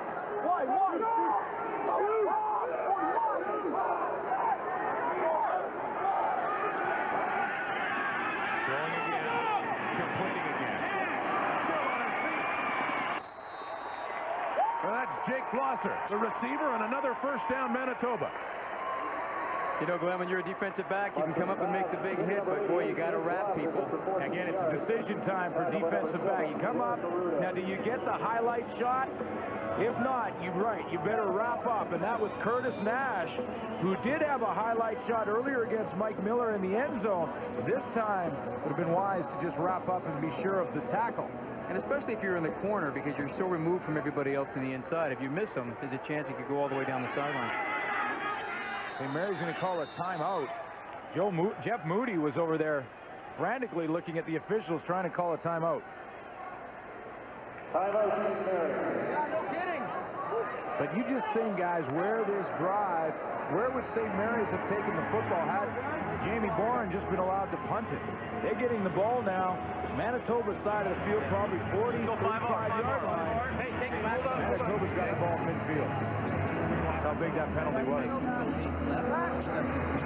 Tomorrow night on TSN, we got more football. The National Football League and the Buffalo Bills, suffering through a miserable season, take on a team that is not. The resurgent 49ers, led by Jeff Garcia. They're 8-2, and they're hosting the Bills, 7:30 Eastern, 4:30 Pacific on TSN. Hey, how about Jeff Garcia for MVP? He's got to be a candidate. Oh, boy. We're talking about a Bay Area Super Bowl. You've got the Oakland Raiders up there as well with Rich Gannon and Garcia and the 49ers.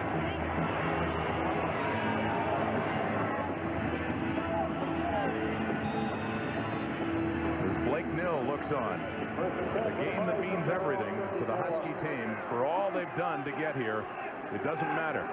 They say that. They have to win today. 4:07 to go. They've got the lead, but it's only 2. Manitoba has the momentum and the football. And out of the shotgun, it's Munson.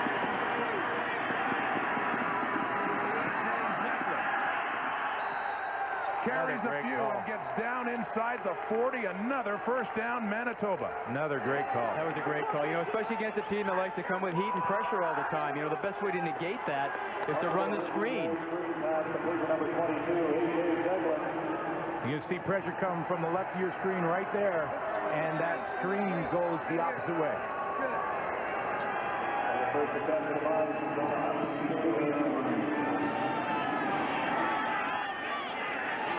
Here comes Manitoba again. Munson passing.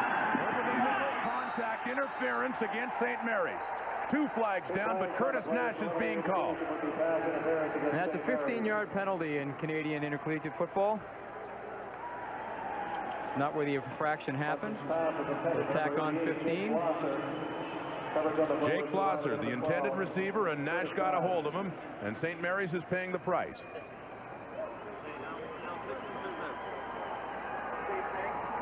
No matter what happens in this drive, guys, you got to believe that this is a huge win in the first half for Manitoba against a team that has absolutely dominated all year.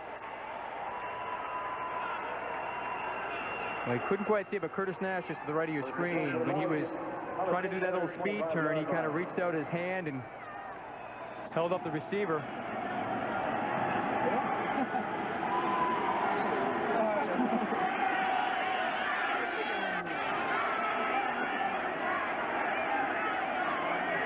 Manitoba, the more consistent team on offense now, out of the shotgun. Throwing again, Wantorell. And he's all tangled up there with Labuki in the end zone. It falls incomplete. You know, that's a pass that if you're going to throw that, you got to throw that early. Throw it high and early and high outside. You cannot hang that one inside. You see the pattern, nothing real fancy from Joe Orell, just a little inside move. Pretty good coverage right there.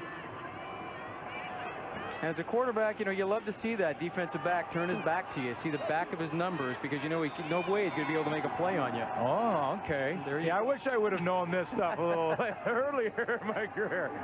You want to see his back, okay? You always find his back. It's safe to, I won't tell the secrets now. At the 25. And second down, Manitoba. Shotgun again, Munson. Rolling to his left. And throwing it short.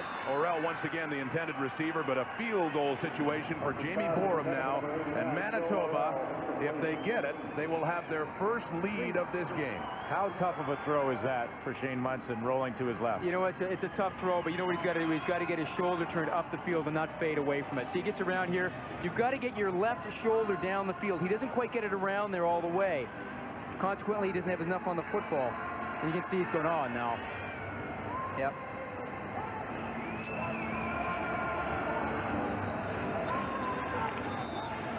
He called it.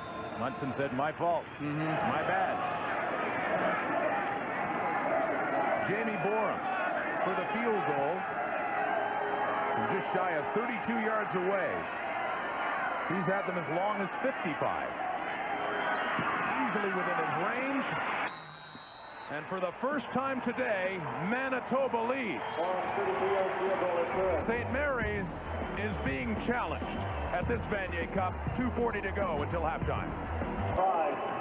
Late in the half, Blake Nill's Huskies trail. We asked Nill before this game if he was worried about his team being involved in a close game. Truthfully, I am. You know, as a coach, I realize, you know, that when it gets down, you know, and it becomes tight there, that, you know, emotions that maybe we haven't experienced yet, anxiety, stress that we haven't experienced yet may come into play. And I think it's important that, you know, if that does happen, we as coaches do a very good job in trying to ease the kids and let the kids know that this game will be one of ups and downs. And that's straight from the head coach. It was Darnell Edwards on the tackle there, Dean Jones. But yeah, this is the first time this year anyway that they have been challenged like this. No question. And you know, that was one of the concerns that Blake Nill had this season coming in, saying that, you know, we were playing against all these teams and beating them by so much. Our starters were only playing half of the game. We were concerned that we're going to get into a tough game, and you know what? We just won't have any gas left in the third and fourth because they've never had to play a tough game. Now St. Mary's down by a point, losing a couple of yards. Second and 12, Donijay nearly has it. But Jones gets it away to a wide open Paul Fleming. They missed him, and he has the ball down to the 36-yard line of Manitoba. Boy, what a heads-up play by Ryan Jones. You know, under pressure, steps up and has the wherewithal to keep his poise, look downfield, and find Paul Fleming all alone. Pressure provided in the middle from Israel Adonijay right here. He gets in there. He's going to provide some pressure up the middle and really flush Ryan Jones up. And you're right, great boy. And you know, it's funny with Adonijay, when you look at him there, you know, you want to keep the quarterback on your inside shoulder, and you can see he saw him there, and he stepped with his outside and lost him. A big first down, St. Mary's trying to get momentum back. Mostly Manitoba lately. Right up the middle, but they miss him, and he does manage to throw it away. So it goes incomplete. Avoids the loss. It'll be second down. Joey Mikowas came on the stun. And there was no one there to pick him up at all. I mean, he was right in Ryan Jones' face. I mean, that's the kind of situation when you're a quarterback. You got to make a decision now. It's got to be a delay blitz. Yep. Comes up. Lucky to get that one off. So it's second and 10. 13-12 Manitoba lead. St. Mary's ball, though, in scoring position now. Over the middle, look at the open receiver. What a catch! Dave Stella. Oh, baby. Wow. That's going to make his highlight reel. Maybe every highlight reel. That was a stellar performance from Stella. Oh, baby, that was one hand. And he knew he was going to get rocked. Going straight down the seam. Just look at this play. Turns back and nails it with one hand. Wow. Mike Shalafou will put the hit on him. But what a catch. And the crowd here saw it again on the Jumbotron, and they're just applauding it. That's just an amazing catch. How do you not appreciate that? Wow. And with that, the Huskies are close to the 10 and throwing again. John Locke wide open. Touchdown, St. Mary's. Jason Curry. Curry was waving frantically from the snap of the football. It was a busted coverage for Manitoba. You know, St. Mary's are down by 1 point, and you can tell they don't like being down at all. I mean, they came back and answered. What a nice drive by Ryan Jones. Just to the right of your screen, Jason Curry is going to be right down the seam. Look how wide open he was. You know, it looked like there was some confusion in the secondary there. You know, guys didn't know who to pick up. Mikowas was looking for somebody to pick up. He didn't have anybody. And then you can see when it's caught, all the defensive backs look at one another saying, who's got him? Well, obviously in that play, no one. Ready? Yes, sir. And now with a 5-point lead, they'd rather just, it's a good decision, go to 7 or stay at 5. Going to 6 doesn't mean as much. Little play fake. Fly it down. It goes incomplete, but it looks like a holding call against St. Mary's, so that'll be negated. It'll remain a 5-point lead at 18-13. It is against the Huskies. What a drive by Ryan Jones, though. That first big play to Paul Fleming. St. Mary will fly 10 yards from the kickoff. The convert is no He's good. still trying to shake off the hit after a big catch to get the thing going, and then Jason Curry wide open. There was a busted coverage, Jamie, like you mentioned, and Manitoba trying to pick up those receivers. How will St. Mary's respond to adversity? I believe we found out. And you know, when Ryan Jones and you're a quarterback and you see a guy that wide open, I tell you what, you're just saying plays. You're going to throw it. Wow. You almost don't want to aim it, do you? Oh, no, you can't aim it. You got to throw it, and that's hard to do. Well, he's wide open. There's absolutely nobody lined up on him at all. You know what happened was Joey Mikowas, the linebacker, you mentioned he was a little confused. He had to walk out and line up on Jason Curry. He was nowhere to be seen. That was the big hit to get him down into scoring range. There's the beauty. I think just what's amazing about that is his body control in the air, how he turns his hips back towards the quarterback and snags it with that right hand. It's down at Cathedral High School in Hamilton as we take a look at Jason Curry, all Canadian out of Nelson High School just down the road here in Burlington. Some family and friends watching in person, I'm sure. You will not see a better catch at any level. That's great. Than what you saw to Dave Stella.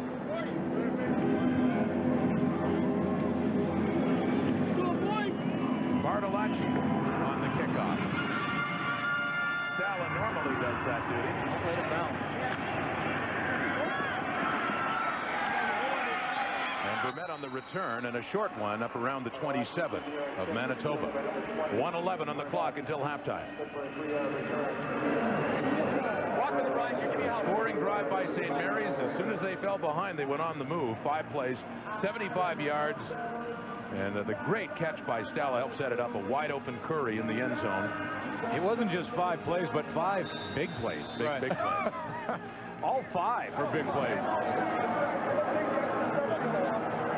So the Huskies take the lead back, albeit by 5. They tried the 2-point convert to get ahead by 7. And it failed. Munson under pressure from Kyle Morrison. Can't get him. There's a wide open receiver, Mike Miller, who has the touchdown for Manitoba, but Munson missed him. Yeah, it's not a good sign when you're only rushing 4 and the guy gets in on the quarterback, you know, right away like that. When we talk about Kyle Morrison, you know, a year ago, Blake Neal said he thought he was his most athletic person on the team. He was a defensive lineman, but he runs so fast. He's so quick. 4 sacks on the year. Across the line. An All-Canadian in year 2000. Pretty solid up front. And then, like you mentioned earlier, they get help from the secondary and a lot of blitz packages they throw at you. He was introduced to football Aussie rule style, living down under for several years before returning to Canada. Under pressure, but still lots of time rolling out. Munson will take off. Shane Munson easily slides in safely for a first down. Manitoba up across their 40. 52 seconds on the clock. 3-man rush this time from St. Mary's. Jamie, you ever seen a 3-man rush from St. Mary's? No, exactly. I don't think they've ever done it all year long. They've never had to do it. You know, 9 or 10 maybe. Yeah. Right. But used to bring in the house.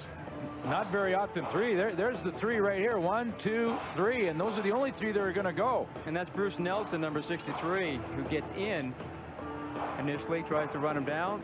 But again, loses, you know, his contained responsibility. Well, you can see why Shane Munson wasn't going to throw the football. There was, let's see if I can do the math properly, Three-man rush. Don't even attempt it. 9 guys in coverage? Sounds about right. Okay. Well, that's the added dimension that Shane Munson brings to this football team that really Ryan Jones doesn't or hasn't had to all year long. It's his running ability. And you saw already the big run he had in the Churchill, 57 yards to really open things up. It was a tie game at that point. Tied at 6 before Munson made the difference, and Manitoba went on to advance to the Vanier for the first time since 1970. They won back-to-back in 69-70. Haven't been back here since. They're doing well. Down by 5 on a play fake, throwing, and it's intercepted. Not doing well there. Huskies on a big return after that interception by Karche Shield. Well, Glenn, we were just talking about you don't see St. Mary's in a 3-man rush very often. They don't like it, so they come with heat again. They bring Roberts on the blitz. On the left-hand side, you see he come right into his face here. It's not picked up, and this is one where Shane Munson, you got to eat it. At the end of the half, you can't be throwing that stuff up like that. And then Karche Shield, who comes in their dime package, who was a former running back. They put him in the backfield secondary this year, and he just hung that one up. Interception, 10-yard penalty. Phil Roberts starts as the extra defensive back. He played free safety. When he comes in, when Karche Shield comes in, then they move him to safety, and that's where he was when he intercepted that pass from Shane Munson. But there was a penalty during the return against St. Mary's, so they get pushed back to the Manitoba 51.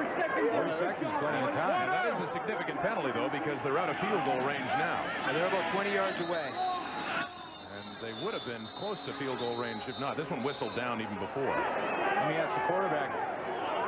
That's the quarterback, Jamie. You got 40 seconds left. You are where you are on the field right now, with the 50-yard line going in. Downhill, are you thinking touchdown, or are you thinking field goal position? I think right now, you think field goal position right now. I think that's what you have to do with 38 seconds left. I mean, granted, if they're going to give you something there, you're going to take it, but I think you want to move down and give yourself, these are basically free points for you on a turnover. So they did get the interception, but they've been moving backwards. Another penalty against them, a procedure call, so they're back to their own 54 now. On their own 54. So getting further and further from a possible field goal try. 38 seconds on the clock until the locker room. A 5-point lead nonetheless for St. Mary's right now. And the shotgun. Looking to his right to Curry. Nice move on Darnell Edwards and more yardage. There's good gain down to the 41 of Manitoba in the first half. There's some hitting going on down there, boy. Dave Stella, not only can he make some great catches, but boy, one thing about St. Mary's receivers, they come back and block people. Dave Stella threw a nice block. There was some contact. What's the move? Here's some hitting coming on right here. Dave Stella comes in and just makes the lick. Actually, the great hit there was between 2 defensive backs from Manitoba. Borum was coming in. Hit Darnell Edwards.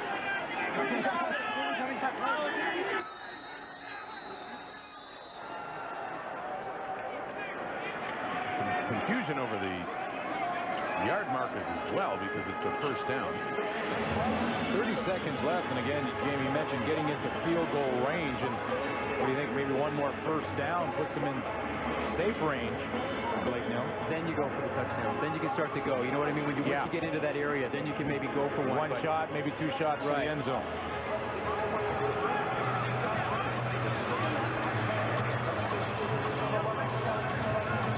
Certainly a field goal for St. Mary's is important when you consider after the touchdown, they went for the 2 points, didn't get it. This 3 points gives them that 2 and 1 more. So you get that all back on the turnover, heading into the locker room with a little more momentum back on your side. The problem, the reason for the delay is the yard markers were mixed up. It is a first down, but the front marker hadn't moved to the line of scrimmage. It was still 10 yards behind, so now they finally got it straightened out. Right, I think it's safe to say that both teams will go in at halftime and regroup, as well as the officials.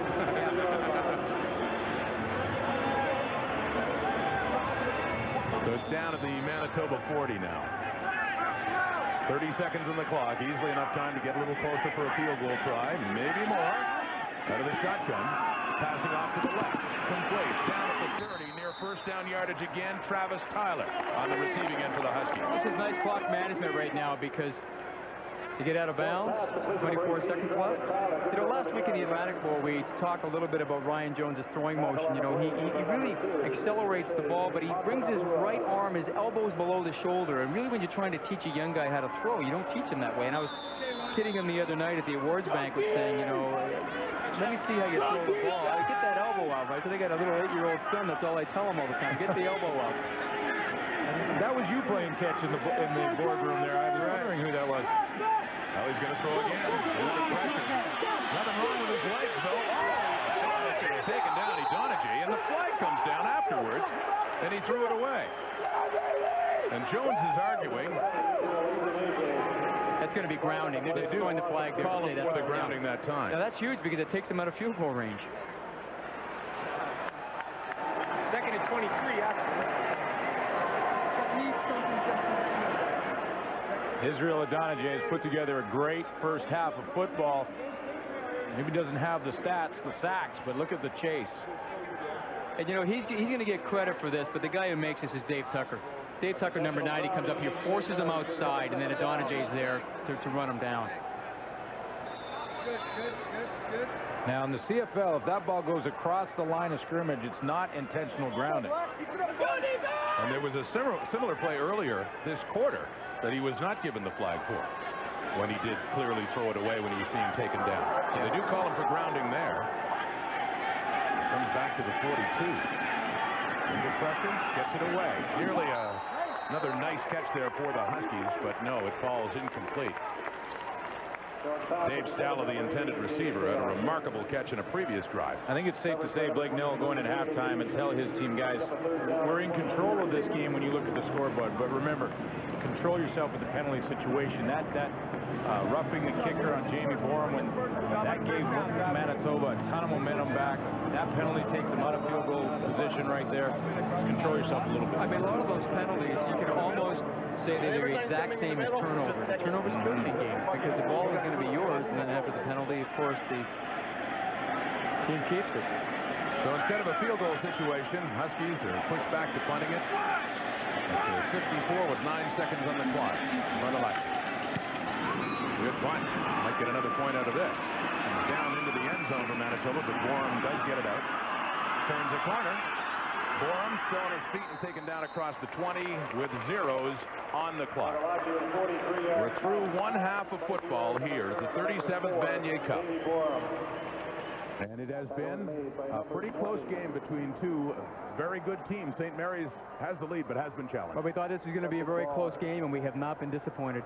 Yeah, Manitoba's got to feel like this is a victory to stay this close to St. Mary's in the first half. The Bisons have. And they're trailing by 5. Let's go down now to Paul Hollingsworth with Blake Nell. Rob, here with Blake Nell. Obviously, Blake, you have the lead, a close game. Your thoughts on an interesting first half? Well, just like we thought, it was going to be a tough football game, defensive struggle. You know, I'm a little concerned about the opportunities that we lost, you know, and but we're in the game, you know, while we're leading the game, we got to come out, reestablish ourselves, take away the big plays, and see what happens second half. Your teams are known for being disciplined. Lots of penalties on the field today. Your thoughts on that? Yeah, you know, what can you say? You know, it's something that we normally are, you know, able to control. We weren't able to. We're gonna have to go back and, you know, look at that over and make sure we take care of that issue in the second half. Thanks, Coach. Good luck. Thanks, Paul. Bye.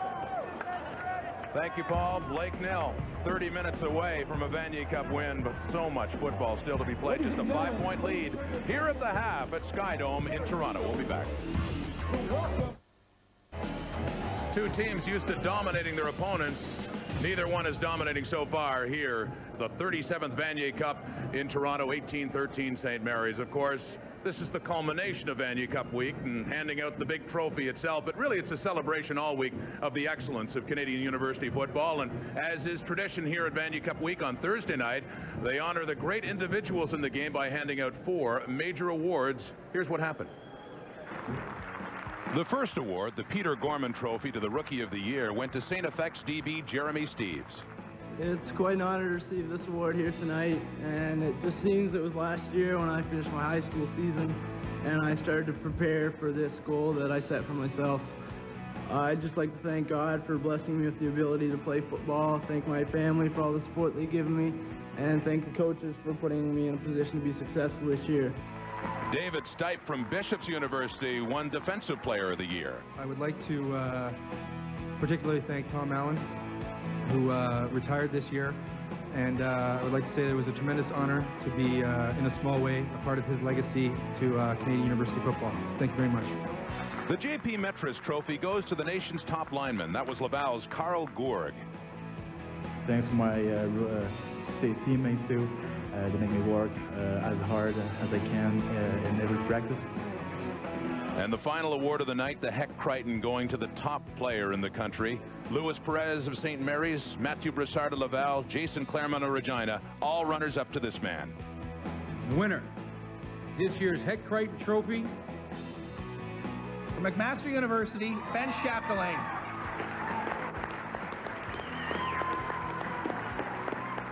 My teammates and coaches at McMaster, you've been my family away from home for the last 5 years, and appreciate everything that you've done for me.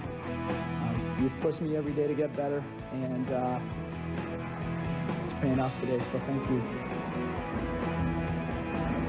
And congratulations to all 4 winners, Ben Chapdelaine, Carl Gourg, David Stipe, and Jeremy Steeves. Back at the Vanier Cup right after this.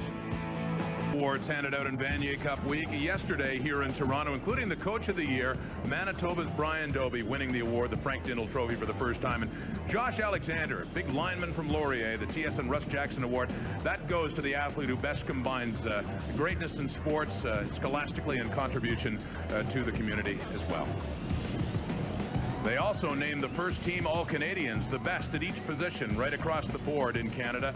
You've heard from Ben Chapdelaine, who won the Heck Crichton Trophy, and look at the other names. Louis Perez playing in the game today, Jason Curry as well, and Jason Claremont as well in that from Regina, and also Carl Gourg, who was an award winner as well. Great names, as you might expect, and some of them, as mentioned, Jamie Ware, seeing here today. Well, I'll tell you, there's not a quarterback in this nation that wouldn't give his eye teeth to have Jason Claremont, who had 11 touchdown receptions this year as his receiver, or for that matter, James McLean, who was the only receiver this year to go over 1,000 yards. Truly remarkable team this year. It is, and defensively, this is the list of defensive players for All-Canadian, the first-teamers. We've seen some good ones in the past as well, but Scott Coe, Glenn, you've talked about him as well. Jeff Zimmer, I remember President's Trophy winner from before, and has been outstanding for the Regina Rams in the past. Idonije as well. Yeah, 5 players on the first-team All-Canadian team that are playing in this game, and 6 if you count Jamie Borum, who's the safety for Manitoba. Of course, he wasn't an All-Canadian as a safety. He was the All-Canadian as a kicker. But Israel Idonije has been playing pretty well in this football game in the first half. And when you think about Israel Idonije, right now, 1 sack to his credit in a half of football, but I've counted 5 hurries. In other words, hurrying the quarterback, Ryan Jones. Well, that's the thing. We do have 18 points on the board for St. Mary's, 13 for Manitoba, but there have been a lot of big defensive plays, a lot of penalties as well, though. It's St. Mary's leading it at the half here in Toronto.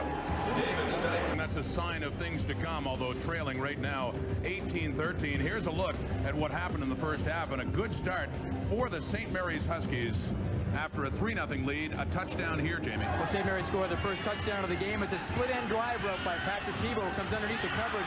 Jamie Borman can't make the tackle, puts a great move on Darnell Edwards and gets into the end zone for 6.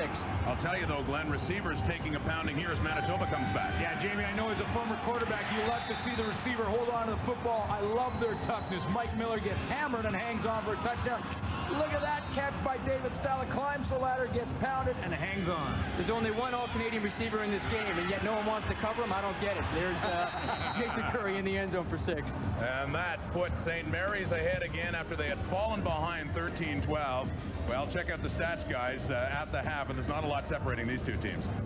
Except for the turnovers, I should point out, and that has really hurt Manitoba so far. And, you know, Ellie, I think turnovers really do decide football games in big matches because, you know, history shows that you will score 40% of the time on a turnover. I would be surprised to see if St. Mary's goes back to the running game in the second half and gets Louis Perez involved again, just 25 yards rushing. And I think it's a very interesting point because Louis Perez has not played in the second quarter at all. All right, let's go down again to Paul Hollingsworth with Manitoba coach Brian Dobie. Paul?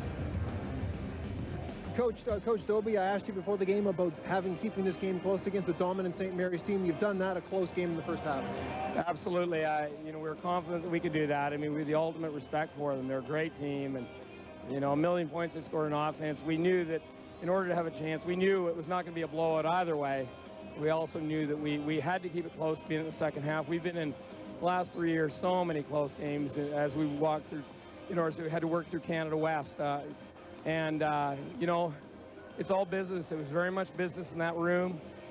Made some adjustments, and you know, this is it. 30 minutes to a national championship for one of these two teams, and we're prepared to go play ball. Thanks, Coach. Good luck. Thank you. And there is Shane Munson, Manitoba quarterback.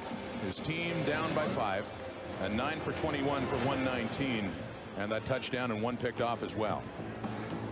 Tough first half. Well, tough first half, but I think for Manitoba, they feel pretty comfortable with the position they're in right now, down 18-13. They've got some confidence. They've moved the football against a defense that you guys mentioned earlier gave up, what, 35 points all year? That's it. Not a rushing touchdown yet scored against the Huskies, and I think you're right. I think the closer this game is, I think the more confident Manitoba feel. We did see that one sign from St. Mary's, though, when they did fall behind, that they moved right back down the field and picked up another touchdown. The second half underway off the foot of Dave Stell, and wouldn't you know it, a penalty on the first play of the second half, an offside against St. Mary's. On that return from Met, bounces off and keeps going. Up across the 35. He's tough in all situations for Manitoba. Calling St. Mary's offside on the kickoff. I would imagine that Manitoba would decline this and keep the ball where it is. Fairly good field position for them. And number 25, Cartier Shields.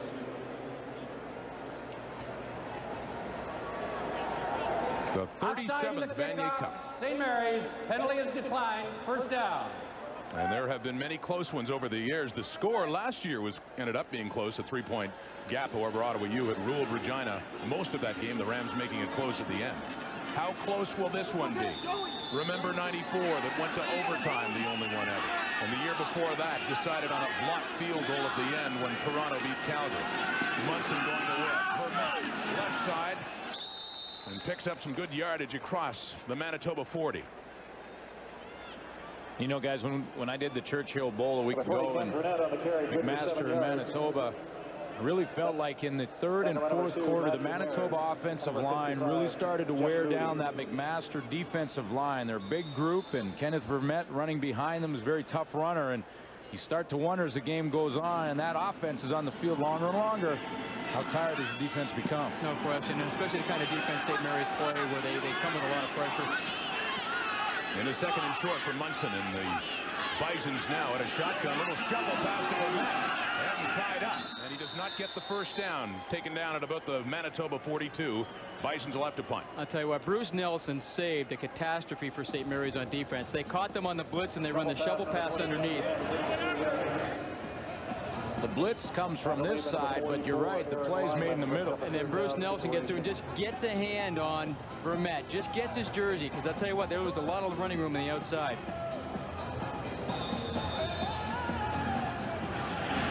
Nelson, the Atlantic Rookie of the Year last year. And Jamie Bourne to punt it from his 30. Nice one away to Nash at his 30. Nearly broke it. He's done that before. And he's taken down by David Houston of Manitoba. St. Mary's up early in this third quarter. Sideline again, and Paul Hollingsworth. Paul. Rod, on with me here is Josh Alexander from Sir Wilfrid Laurier, the winner of the TSN Russ Jackson Award. Congratulations in your third year. A great award to win. Thank you very much, and it certainly is a very prestigious award, and I feel honored, especially with the caliber of student athletes in this league.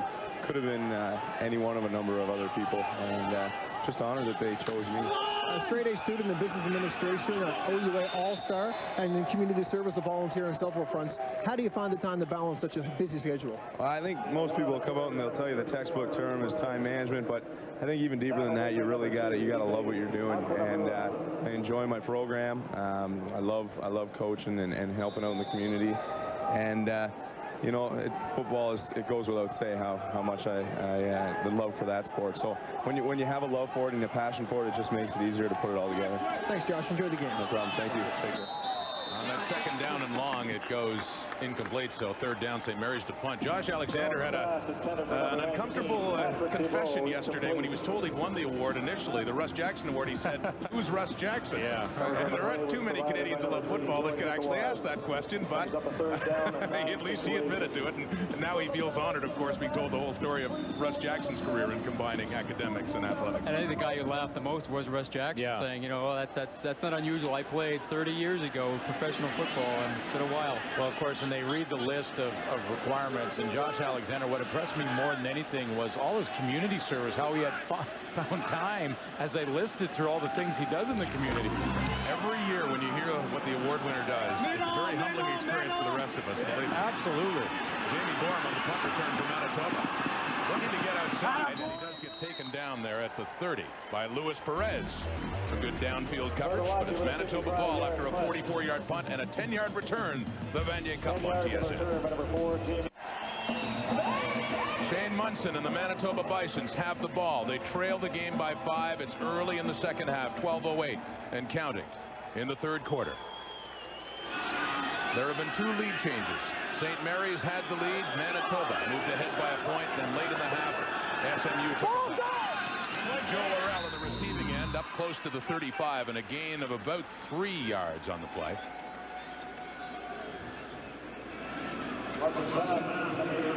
Joe Orell, one of the many ex-junior players in the Manitoba Bisons team. You know, Brian Dobie made his comment during the week. He said, you know, I went 0-8, 1-7, 0-8. And he said, you know, I looked at Canada West, and everybody else had junior players. And he said, you know, for me to get competitive, he went out and got a bunch of them. A lot of guys from the Okanagan Sun. And St. Mary's very similar. They have a lot of guys from the Edmonton Huskies on their football team. Passing again. Takes a hit. No flag down, and he did take it late.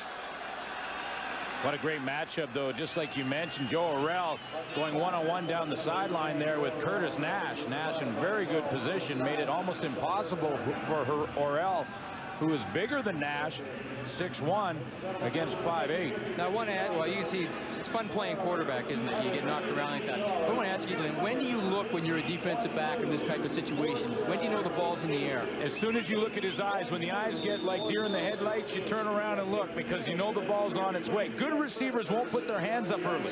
They'll keep running, try to disguise it, but the eyes will never lie. Borum punting to Curtis Nash at his 40. Breaks free. Here goes Nash.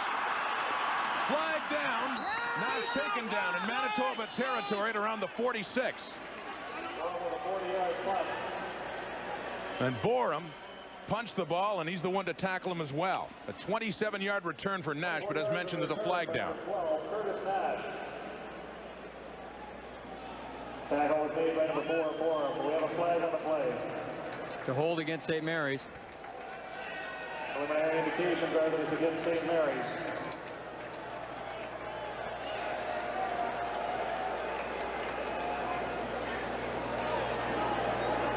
A reminder, December 8th is Special Olympics Day on TSN for 24 hours. TSN will be airing Special Olympics features on athletes, games, coaches, and volunteers every hour. The highlight of the day will be a 2-hour live broadcast from 7 to 9 p.m. Eastern Time, which will be hosted by Gino Retta, Teresa Cruz, Dave Randorf, and Special Olympics athlete Troy Ford King. Don't miss it. December 8th, Special Olympics Day here on TSN. Penalty for St. Mary's. Lose a ton of field position. That's a 40-yard penalty, basically, in terms of what they lost in yardage.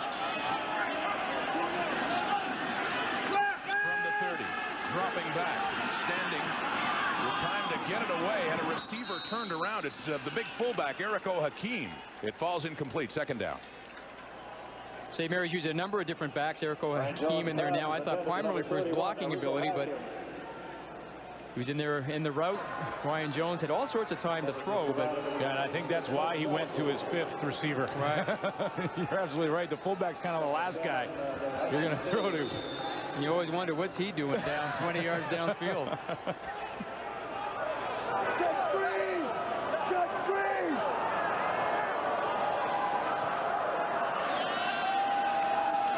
Second down. And it's complete. Jake Curry. He has a touchdown for St. Mary's in this Vanier Cup. That's a first down up across the SMU 40. Well, that's a textbook catch by Curry. I mean, that's just beautiful. Just get your hands out, secure the ball, watch the ball in. Real nice job. You can see why he is an All-Canadian. He really, great body control out here. Ryan Jones going to him all the way. You know, and the key is he puts his hands up at the last moment to make the catch, as opposed to putting them up too early, takes himself out of the play. And the shotgun again. And the handoff inside to Luis Perez. Not much doing. Manitoba has it stuffed up the middle. Luis Perez, a nominee for the Heck Triton Trophy, the MVP in the Atlantic Conference, but fairly silent on this day, guys. Yeah, let me ask the quarterback. And I mean, here's a guy, you know, you love to have the good running game behind you as a quarterback. Has Manitoba talked them out of this running game? Well, you know, I think Manitoba's game plan coming in was saying, let's take Luis Perez out of the game and force Ryan Jones to beat us. Because they're saying, you know, no game this year has ever been on Ryan Jones' shoulders. Let's force it to be this one. But you know what? He stepped up. He's played very well today. 2nd and 9 for Jones and the Huskies. He steps up here and dumps it off.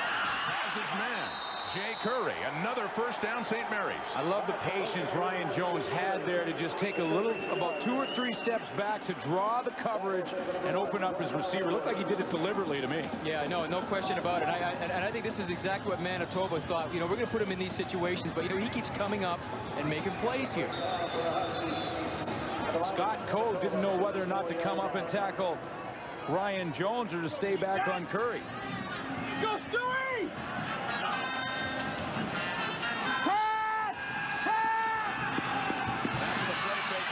Another one. Close to another first down. Dave Stella on the receiving end there, right about first down yardage at the 43. See how Dave Stella came back to the football? And he took 2-3 hard steps back to the ball. And the great thing about that is that then you can adjust either side if the ball is not on there properly. This is really a nice job because Scott Coe is going to be there. See, Coe comes in here and just gets his hand on him there and hauls him down.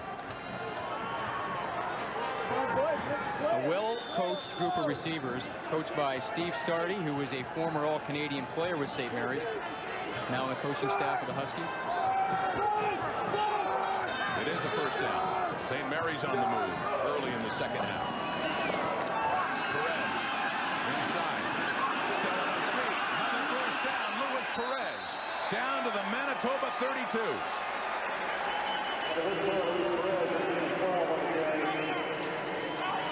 And it looks like Perez is hurt. Would not be good news for St. Mary's. Jamie Borum is going to come up from a safety position to try to put the tackle on Luis Perez. Steps up in there. And watch the little shake right there. Wow, you don't make him miss very often.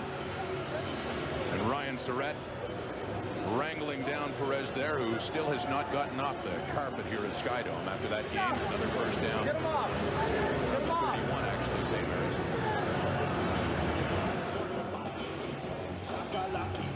And while we wait for Perez to get up, we'll take a break here at the 37th Vanier Cup. The Memphis Grizzlies go right down the tubes, isn't it? I'm sure a lot of people in Vancouver are upset about that. Luis Perez, you saw him there on the sideline, out of this game for now. And looks like they were working on his shoulder.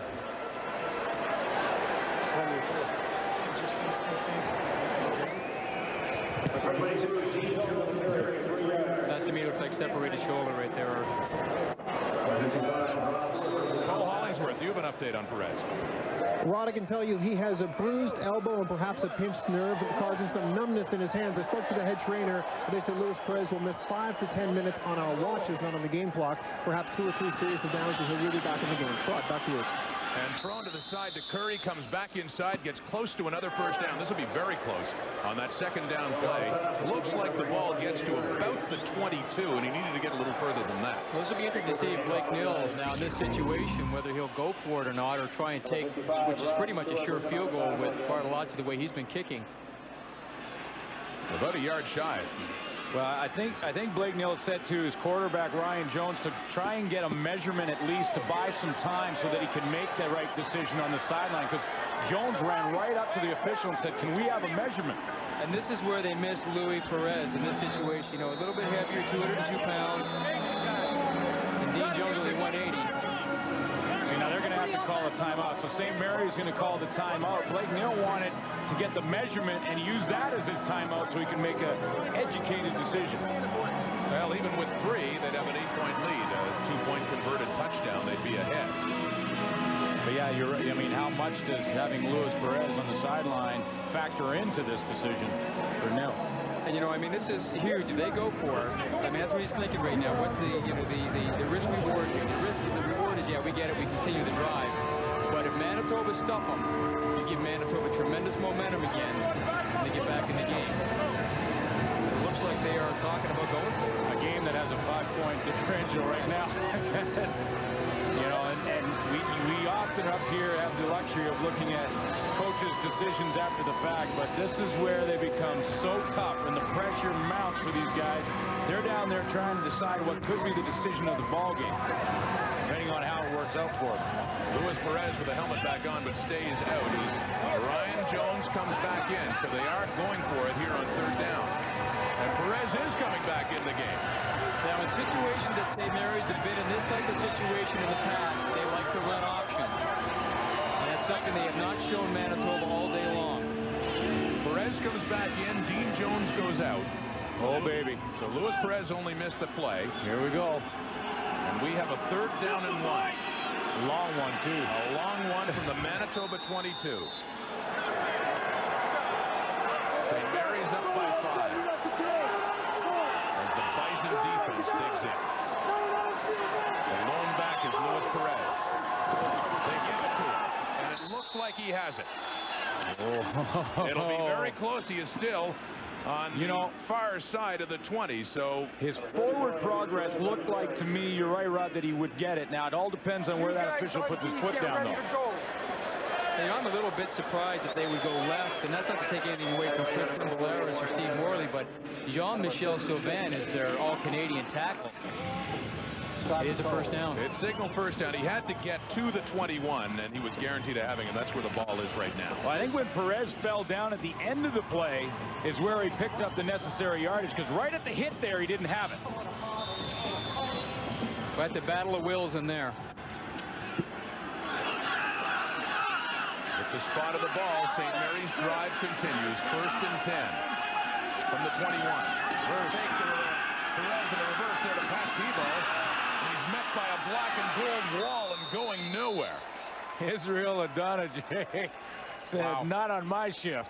Wow. Oh, man. You know, the amazing thing about defensive linemen sometimes when the ball's not coming their way, you know, some guys take a play off or they'll relax a little bit. He doesn't. You know, he sees what's happening here. He sees the guard pull out, and then he's going to follow him. He goes down the line of scrimmage, and now when Tebow turns it up, look who's there, number 70. Boy, I'll tell you, he just engulfed him. 1 sack. I've counted 5 hurries on the quarterback and a big play there on the reverse from Israel Adonijay. And a timeout called by the Manitoba Bisons after a loss of a yard and a 2nd of 11. A big series here for Jones and the Huskies, leading by 5. He's on this drive. They just converted on a 3rd and short to keep it going. It is now 2nd and 11 after a 1-yard loss by Patrick Tebow on a reverse. Manitoba had called the timeout. Back in now, 6:29 to go, past the midway point of this 3rd quarter. Out of the shotgun. Pressure on Jones. He steps up through it. Oh, and Jones takes some punishment twice, actually, as he slides down near another St. Mary's 1st down at the 11. Looked like he was going to slide. Ryan Surratt was on his way to put the big hit on Ryan Jones. Middle opens up here. As you see, Adonijay gets taken down on a very good block. Ryan Jones sees it. Now, he's not quite sure. He kind of went in a little bit tentatively. Jamie, you've been in that position. You better get down, man. Oh, yeah, you better get down if you want to stay alive in this game. Whoa. No, you slide. You don't go on your knees. Oh, it takes the knee in the head just for good measure. He announced his intentions. He just didn't do it fast enough. As the sticks come out now, and it's going to be another close 3rd down by the looks of things, unless he managed to slide in enough to get this 1st down. I think he's going to be a bit short. It was interesting, too, the indecision in Ryan Jones, because I think that was the difference. I mean, either slide or lower your shoulder and deliver a blow. He was somewhere in between. Well, you want to slide. He gets on his knees, actually, you know, both knees, and then this one comes by. Ooh. Oh, That's what I say. He took punishment twice. Wow. Rob Stewart, I believe, was the knee coming back. Don't be so eager to get up. Well, 3rd and short. They did it before. I guess if they can do it 10 yards before this, they're going to do it again. So a couple of 3rd down gambles on this drive as they get closer to the Manitoba end zone. The last time on 3rd down, they handed off to Luis Perez. They said they like the run option. It looks like they're in the I formation. Let's see if they're running. In the I with Eric Joaquin, the fullback first. They try option. Perez gets it anyway. On a bizarre toss that looked like it got deflected. What a lucky break for St. Mary's. Perez has the ball. 1st and goal, Huskies. Scott Coe came up and caused the problem for Ryan Jones. He was there so quickly. Right here, Scott Coe. You can see him come hard right away, and then he taps the ball. Usually you go right to the quarterback. He didn't. He kind of hesitated and knocked the ball up. I don't know how Luis Perez had the presence of mind to corral this football and then still make the move back into the middle and get the 1st down. Perez was hurt on this drive. He came back in the game, and the Huskies should be thankful. Did a couple of big plays to keep this drive going.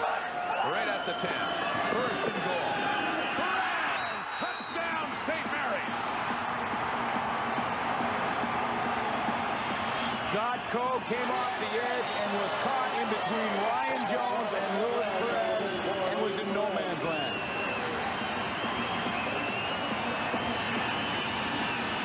He's going to come off the blitz. Here he is right here, and watch how he gets frozen. He's not sure whether or not to take Ryan Jones and continue or go down the line and take the running back, and he's stuck.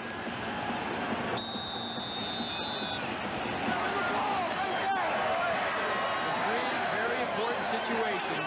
St. Mary's went with the money man, and that was Luis Perez. 2 3rd and short, and then the touchdown. We've been talking about how quiet he's been in this game. He gets hurt, and he comes back with a vengeance. Big touchdown for the Huskies now, with the convert looking to go ahead by 12. Bartolacci down, up, and through. St. Mary's has the lead, 25-13 here at Vanier Cup 37, 5:20 to go in the quarter. Luis Perez of Brampton, Ontario, in his final game in the CIS, the Player of the Year in the Atlantic Conference, a runner-up for the Heck Crichton Trophy, would rather have a Vanier Cup anyway. And he's a lot closer to it after a touchdown on a drive that was as bizarre as we've seen today, that's for sure. A couple of 3rd down conversions that were key, and Perez figured in on both of those, but 13 plays and 80 yards. And Manitoba's defense out on the field a long time, over 5.5 minutes. The play Perez made, I thought, was a 3rd down gamble when he somehow corralled that pitch from Ryan Jones. Off the St. Mary's kickoff. It's Vermette with it. Excuse me, Mike Kelly on the return for Manitoba. This is where you find how much leadership ability your quarterback has, because right now this Manitoba Bison team, Jamie, you notice coming off the field after that touchdown, had their heads down. It's up to the quarterback. No question. No, this All is where. starts there. No, right. He's a 3rd-year player. You know, he's a guy that they believe in, and they're going to win the Vanier Cup. They feel that Shea Munson is going to have to be the guy to lead them there to do it. It's a 12-point game now. St. Mary's on top, 25-13. 5 minutes exactly in 3/4 time.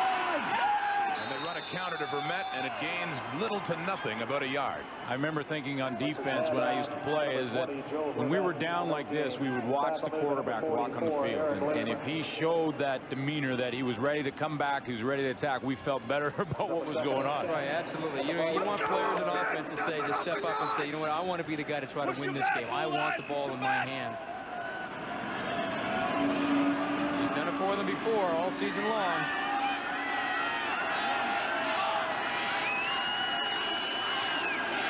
On 2nd down, it was no gain.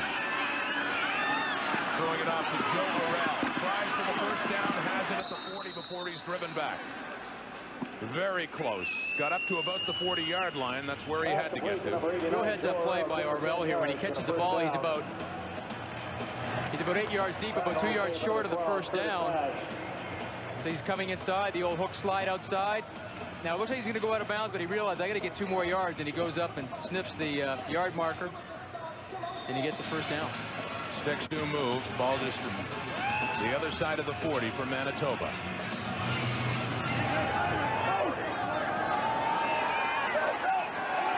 A long St. Mary's drive. Bisons need one of the same to get back in. Here they come. Handing off for Met. Good carry for Met. A first down and more. Still on his feet at midfield. He doesn't go down easily. Cartier Shields there, and Curtis Nash finally hauling him down after a gain of 15 yards. You get a sense that Manitoba has not panicked at all. I mean, Number 12, Curtis Nash was in on the tackle. They're mixing it up here now. They run draw here to Kenny Brumette.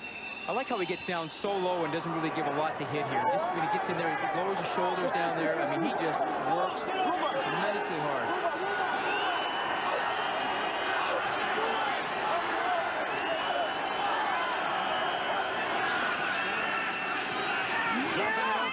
Complete again.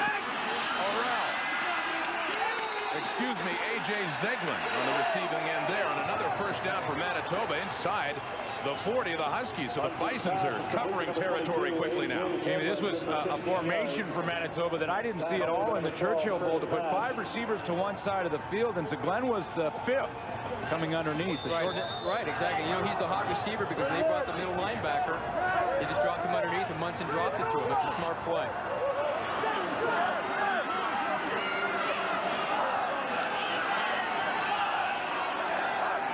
Shotgun Munson.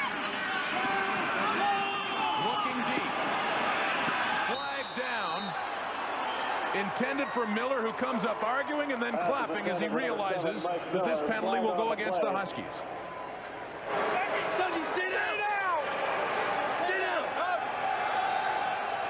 Doug Borden is slow getting up for St. Mary's. He's down on the field right now. Number 25, and this ball looks like it was on the money. It was looking. Pass interference, St. Mary's, 15-yard penalty, first down. If there's no interference, I think the fight song for the Manitoba Bison is playing right now. Yeah, I think so. Trepton Bowlers and Cartier Shields, number 20 and 21. Now, I'm not so sure that's where the interference happened. I think it was earlier. It was earlier. 77. Yeah, I think Bowlers had illegal contact down the field before it got to that point, but that ball was right there for Mike Miller had he not been messed with. And likely in the end zone. And you have to be impressed by how Manitoba has come back on this. I mean, things weren't going too well for them, but yet to step back in, and that man right there, Shane Munson, showing that he is the leader of this football team. Doug Borden down in the field. Manitoba driving, down by 12 here in the Vanier Cup. Player Doug Borden is off on the sidelines now, but the rest of the St. Mary's defense is still out there and being tested by Manitoba again. After the interference penalty against the Huskies, the ball is at the 22. First down, Manitoba. Handing off again. And the ball comes loose. Glenn had it and coughs it up. They're saying he was down. But they're saying he was down, and Manitoba will still have this ball. Joe Bonaventura in the middle of that pile was awfully upset. The hit spins the Glenn in the air. It's a nice counter trap play. They pull Travis Arnold to tackle and run Kenny Brumette right up in that seam. Oh, no, that ball is out. That ball is out, and that's why Joe Bonaventura was so upset. He turned around and said, wait a minute. You can see that A.J. Glenn was up in the air, had not touched the ground, and the ball was loose. Recovered by Dennis Arruda. What a huge break for Manitoba. Clearly a fumble it was, and you could hear a few boos. The St. Mary's contingent, they could see it up in the Jumbotron. So a good break for the Huskies. Passing for Miller. Arruda on the coverage, and it falls incomplete. Good coverage here by Dennis Arruda. 7-on-7.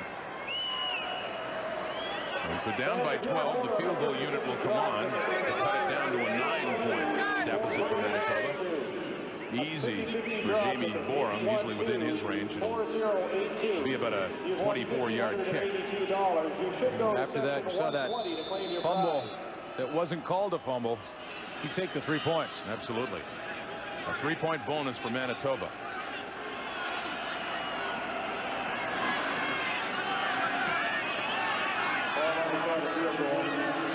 This from about the 23.5 for Bora. And no problem at all. The Bisons now with 16 points on the board, but St. Mary's, that had a beautiful drive before, 13 plays, they have 25. Still in the lead, down to Paul Hollingsworth. Rod, here with Steve Letwin from Enbridge Canada, presenting sponsor for the Vanier Cup. Obviously, a nice game for you to be involved with. It's a fantastic game. It's very close. We're really pleased to be here. We've got over 20,000 fans here, which is a record, and it's great to be here. McMaster jacket. Who does the McMaster fan cheer for in the Vanier Cup? Well, I was struggling, but I kind of my father's from Manitoba, so I picked the Bisons, but I'm glad it's so close because I watched the St. Mary's game a couple of weeks ago and I thought, ooh, they're powerful. But this is a great game. It's great to see. Thanks for joining us. Thanks for having me. Take care. Passed off to the side to Dave Stella, who was met up around the 39, a gain of about 4 yards. I thought as a rule, you always cheer for the team that beat you. Doesn't that elevate you a bit in the championship game? See, you know, they beat us too, but you know, you never know. A few breaks either way, it might have been us, right? Well, I don't know. If I wasn't playing in a championship game, which happened 10 out of the 11 years I was in Saskatchewan, I didn't cheer for anyone. I just went home and sulked. I'll tell you though, when you did play in a championship game, it was one of the most memorable. Played right here at Skydome back in '89. Riders beat the Ticats in that Grey Cup game. What a great pick by Jones to Perez, but it goes incomplete, and St. Mary's will be punted. It really was. There was a pile up right where Perez was because everyone, well, there were at least 3 Manitoba Bisons thought Perez had the football. And you have to give credit to the Manitoba defensive backs because they did not leave any of the guys that they were covering. Of course, Ryan Jones outside. This is a super fake to Perez, a fake in the counter, and you know what really sells it? They pull Steve Morley, the backside tackle. Joey Mikowas, Debker was in there, Rob Stewart. They still think that he has the ball.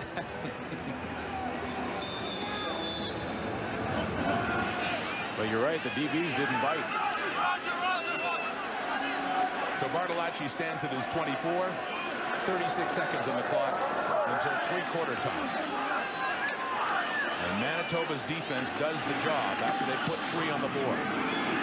Best punt of the day for Bartolacci. Boren takes it at the 33, Manitoba. Gets a block, but a flag comes out. A good return by Boren will be nullified on an illegal block back at the 30. Matthew Rollison is going to get the call. It was right where Jamie Boren received the football. No, I didn't see a flag. And the block was on. They were trying to block Kyle Morrison. And you have to understand what a clip is the initial point of contact. If it is behind, right there, you see, right there, and that, you know, that's a right call. I think the ref's going to get a sore arm though. After. he's going to be ice, yeah, ice on the elbow. First down. They've had a lot of work chucking those flags today, and some of them have been very critical calls. So Manitoba has the ball much deeper than they wanted to originally at the 26. This is the final play of the third quarter. Munson to Orell at the 30. Tied up by Nash and wrestled down. A lot of hitting going on there, and both teams. The gun goes off, and we head to the final 15 minutes with St. Mary's leading by 9.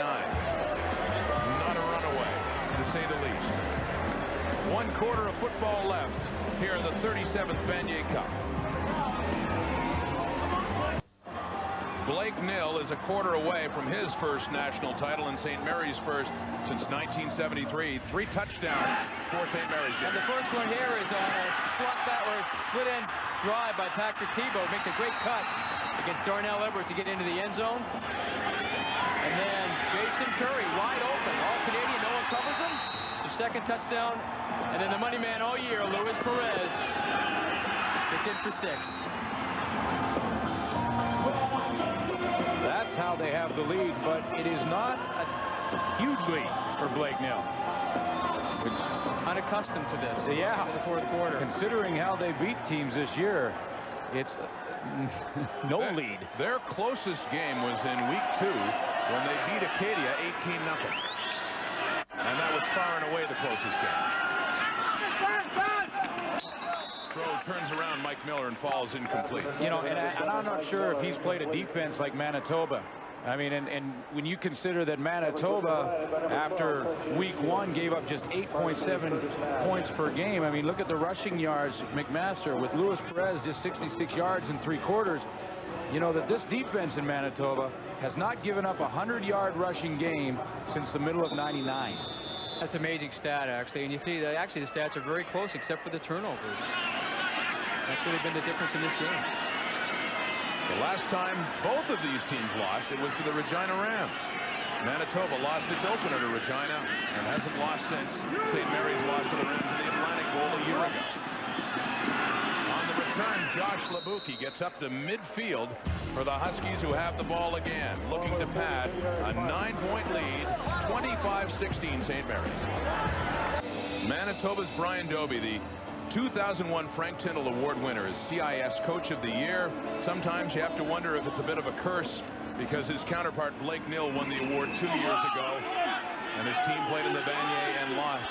And the last time a Coach of the Year coached in the Vanier Cup was 1994, and it was Brian Towers' Saskatchewan Huskies who lost to Western in overtime. You got to go back 10 years to Rich Newbro and 91 with Wilfrid Laurier when you actually had a Frank Tindall Award winner to win the Vanier. But we're not suggesting Brian Doby's team is not going to break the trend. They just have some work to do. In the fourth quarter, Dean Jones. A rare carry for Dean Jones on the day, but that's a good one. It's just about 10 yards. Looks like another first down for St. Mary's. Yeah, this St. Mary's team is quite a bit different in the second half in terms of what they were doing in the first. They couldn't run the ball at all in the first half, and now it's starting to open up for them. We were starting to see Ryan Jones with, this is what he's used to all year long, second and short situations, and boy, does that ever open up all your options for you. This would be a perfect situation here to run play action pass.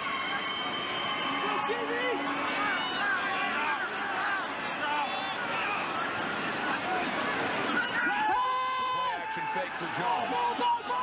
Gets it across the way to Travis Tyler, and another first down. I should say the first down. That was on a second and very short, just inches away. And that is the first down and then some for Travis Tyler. Our quarterback on the same page with their quarterback. There you go. Especially when they're playing zone defense, you just love play action pass because they got to drop out. And, you know, they're forcing Ryan Jones to find the open guy, and he'll take that. If they're going to give it to you all day, you just keep taking it.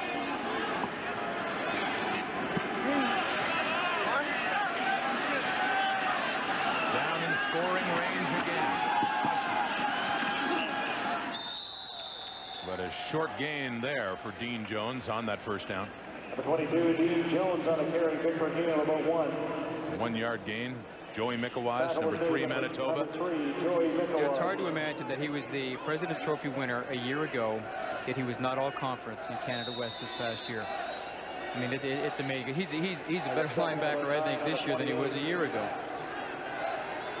Scott Cole, his teammate and good friend, of course, did make the All-Canadian team.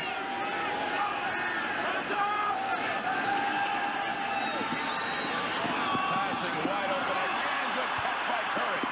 Lots of room over to the right, and another first down inside the 15. The pass was not right on the money, even though he was very wide open, but he reeled it in. And now he is slow to get up, down on a knee. You know, we've seen some amazing plays by the St. Mary's receivers. A great catch by Dave Stella. Here's that drive again, where they bring him down. They just drive him across the field. It's one that Patrick Tebow scored on. Now they bring Jason Curry. Takes a shot low here. It looked to me like the Manitoba Bison were playing a combination coverage. We play zone to one side of the field and man-to-man to the opposite side. Now, if it happens that a receiver like Curry runs from the zone side back over to the man side, right, you're in big trouble, and that's why he was open. Jason Curry had the great Atlantic Bowl. 4 catches for 93 yards, but didn't score a touchdown. Well, he has one here this evening in the Vanier Cup. Had 8 touchdowns in the regular season. Actually, there are 18 different players in St. Mary's who scored touchdowns this year. I mean, that's pretty incredible when you consider there's only 40 guys playing on your roster. And when you score 100 points in one game, you got to think that everyone's getting involved in that one. The Towel Boy actually scored a touchdown this year. Yeah, they beat Mount Allison 105-0 back in week 1.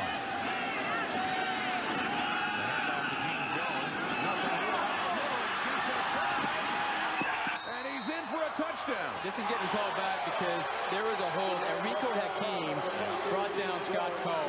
And you know what? It had a direct effect on the play. Yeah, it was right at the point of attack. And you know what I like about it is that the referee, when he looked at it, he thought about it. And then he realized, yes, I'm throwing the flag. Just over here to your left, at your screen, Dean Jones trying to run this inside, nothing there. Now he tries to bounce it out, but you can see the hold right there, number 31. Holding. He really did have him St. wrapped Mary's, up. 10-yard penalty. Repeat, first down. So a 10-yard penalty after the Jones touchdown, and here's another look at it. Get a better shot here of Hakeem, number 31. See the hand around the back. Once you put your hand around the back and you souffle somebody, that referee's going to flag you. So still first down. First and 20 from the Manitoba 25. Drops back to pass and sets up a screen. It's Jones. And hit hard as he's taken down, and another flag down as he gets it back to the original line of scrimmage. Tackle was made by number 70. Manitoba, captain. Yep, calling for a Manitoba captain, so bad news for St. Mary's. They're going the other way. Now either they're calling a block before the ball was caught downfield. Illegal block.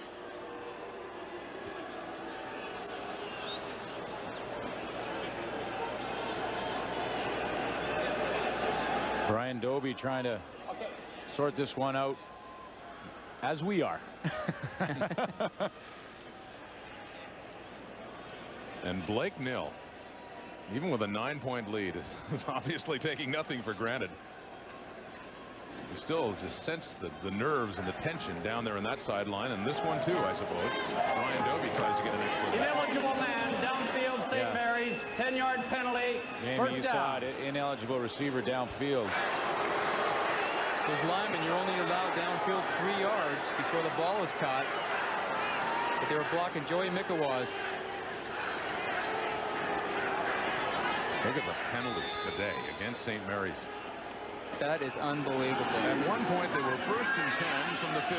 It's still first down. That's the good news. The bad news is they got 30 to go. 2 football fields and penalties already. Handing it off to Jones, wrapped up, taken down. Warren Depker on the tackle. It'll be second down and a little bit more, a loss of 2 on the play. No, but that really is amazing. 183 yards and penalties, and you have the lead. Right, that's what the amazing stat is. You're ahead. If you have 183 yards and penalties, you have no business being in a game, and yet Blake Nill's team has the lead. That shows you how good a football team they really are. Well, they're used to putting up big numbers this year. Every single department, even the bad ones. Averaging 60 points, the average margin of victory, 55 in the regular season. Sets up a screen. Dave Stella, we're close to a first down, but gets them more in field goal position down to the 24. So Bartolacci will be coming on to see if he can make it a 12-point lead once again. Yeah, well short of a first down, but for Bartolacci, it's huge yardage because that takes a lot of pressure off his shoulders in what is an important kick for him. This is really an area where Blake Nill felt that they have improved so much because last year or 2 years ago in the Vanier Cup, they missed 2 field goals, and that was really the margin of the difference in the game. And I believe it was Jay Curry who was their kicker then, wasn't it? I believe so. Dave Stella handled the punting.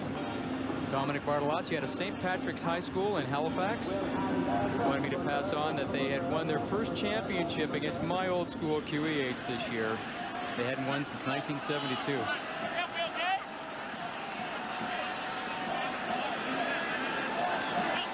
This from the 31 for Bartolacci.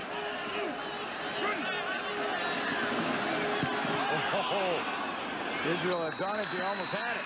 They got close, but no, it goes through for the Huskies, and a 12-point lead restored. St. Mary's 28, Manitoba 16. Donnie J got the hands up. Very close. 9:45 to go. St. Mary's in more control now. 9:45 to go, up by 12. Once again, Paul Hollingsworth. Rod, the last time the St. Mary's Huskies won the Vanier Cup, Bill Robinson Sr. was the quarterback. This year, Bill Robinson Jr. is the backup quarterback. A bit of fatherly pride, but also a lot of nostalgia on a day like today. Well, there certainly is. We're very proud of Bill being here. We're very proud of what the St. Mary's program has done under Blake Nill and what Larry Utek developed. So far, it's a great day for St. Mary's. I've been watching it for 3 quarters, Bill. Pretty intense in the seats here. You look like you're ready to go back on the field yourself. Well, it's a lot easier to play or coach, I'll tell you that. Among St. Mary's penalties, referees blowing a few, and the closeness of the game is pretty tough. You were saying that your son is a bit more laid back compared to you. I feel much better right now. Kyle Morrison just scored, so. Okay, back to you, Rod. All right, thank you, Paul. And Bill, thank you for the call. Kyle Morrison, 28 yards on the interception, and the Huskies are looking to put this away. Oh, Morrison's had some big ones. None bigger than this, though. Center stage for the national championship. A touchdown for number 40, Kyle Morrison. I think Kyle Morrison scores every time we do a St. Mary's football game, and he's a defensive player. He sees Kenny Vermette going outside on the swing. He doesn't come in the blitz. He goes and tries to cover him. That was a poor pass by Shane Munson, but shows a great athleticism. We've seen Dave Dowell make a one-handed catch. Kyle Morrison says, hey, I can do that too. And this Manitoba side over here is dead quiet. Kyle Morrison, the touchdown 2 weeks ago in the Atlantic Bowl after Dennis Arruda blocked it. That was at the start of the game. This one could be the clincher for the Huskies. They're really in charge now, up by 19 points. It is 35-16, 9:21 to go. Thanks to an interception by that guy, Kyle Morrison, that goes for 6. Well, in fairness to Shane Munson, maybe he didn't see Kyle Morrison and didn't expect that the defensive lineman was going to be in the position he was in. But what a play by Kyle Morrison to react to the swing pass. The short kickoff, and not much of a return, but out to the 40 for Manitoba with a lot of work to do now. I mean, Jamie, just check out the surprise when Shane Munson goes to turn and throw this football. You know, I think it's just great awareness by Morrison, because obviously in that set he has continuing responsibility. But, you know, he saw Vermette go outside. He started to follow thinking, hey, please, throw it, throw it. And, you know, I'll tell you, Munson wants to throw up right now once he's throwing that pass, because I'll tell you, he knows, oh, no. Yeah, I guess. Well, great reaction by Kyle Morrison. But look at Munson. He doesn't see him. He just drops over there, and then he flashes in front of him. So defensive linemen aren't supposed to catch one-handed passes. It's a 19-point difference now for Munson and Manitoba. Throwing. Miller can't hang on to it. Thought about turning around. He thought about it too early. That's why. Mike Miller thought about turning around before he had the football secured. And that's when you start pressing. A couple things go wrong and you start pressing and think you have to make every play. But now he's under the gun. And, you know, St. Mary's all season long, they have been great front runners. And this is where they like to be. 19 points ahead. This is when they try to unleash these guys on defense. They were behind in this game, 13-12 in the latter part of the first half, but they responded quickly afterwards and took a lead to the locker room. And they're up big now. Munson under pressure. He was being taken down by Eric Lyman as he got it away. Incomplete, 3rd and 10. And Manitoba will have to punt. Well, you know, in some ways, St. Mary's is a little bit fortunate on that play that Eric Lyman had the speed to get there, because Kyle Morrison had made an inside move, and when he did, he completely lost contain, and Munson had time. Watch how Kyle Morrison's going to lose contain, and from the other side, you're going to see Lyman with his speed get there. There's the containment loss. Munson has room to run. And Eric Lyman has the speed to catch it. Eric Lyman, a transfer student from Boston College. He's from Morrisville, Pennsylvania. Blake Nill finds them. And in his final game, Boren's taking off, and finally, punch it, it's blocked. His decision to take off does not pay off. Morrison again. Get them! Oh, the bump line! You know, now Jamie Boren trying to make something happen for his football team down by 19, but it's Kyle Morrison once more with the big play.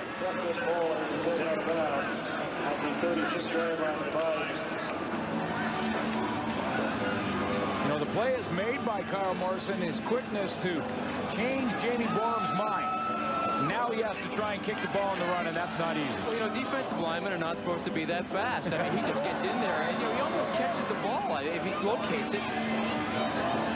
Jamie Borum starts to go outside. Now, he's going to force and take a look to see whether or not he can run this. St. Mary's do a very good job of sliding out. But Morrison does a nice job of blocking the kick. Wow. First down, St. Mary's. Dean Jones slashing inside. Jamie Borum is basically his thought process. I'm going to run for about 4 or 5 yards. If it's open, I'm taking it for the first down, but it closes in a hurry. And, you know, also, once he leaves this area of the punter, he's considered a ball carrier now. And so, you know, you don't have to worry about roughing the kicker here now. If he's going to kick it at the end, you know, Morrison does a great job. Both hands up and beats his body. Well, he's had a great game. Huskies are in great shape now. They'll be pressing again around the 32.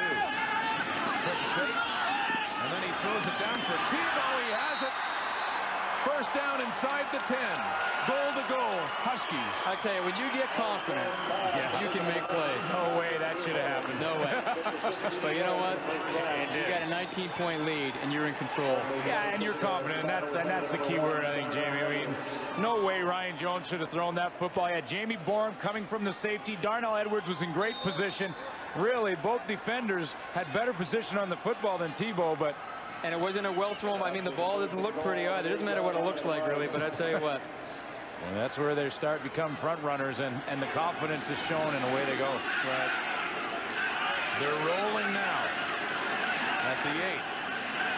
First and goal, St. Mary's. On the ground, Jones, 5. A gain of about 3 yards. And right now, the clock becomes Manitoba's enemy.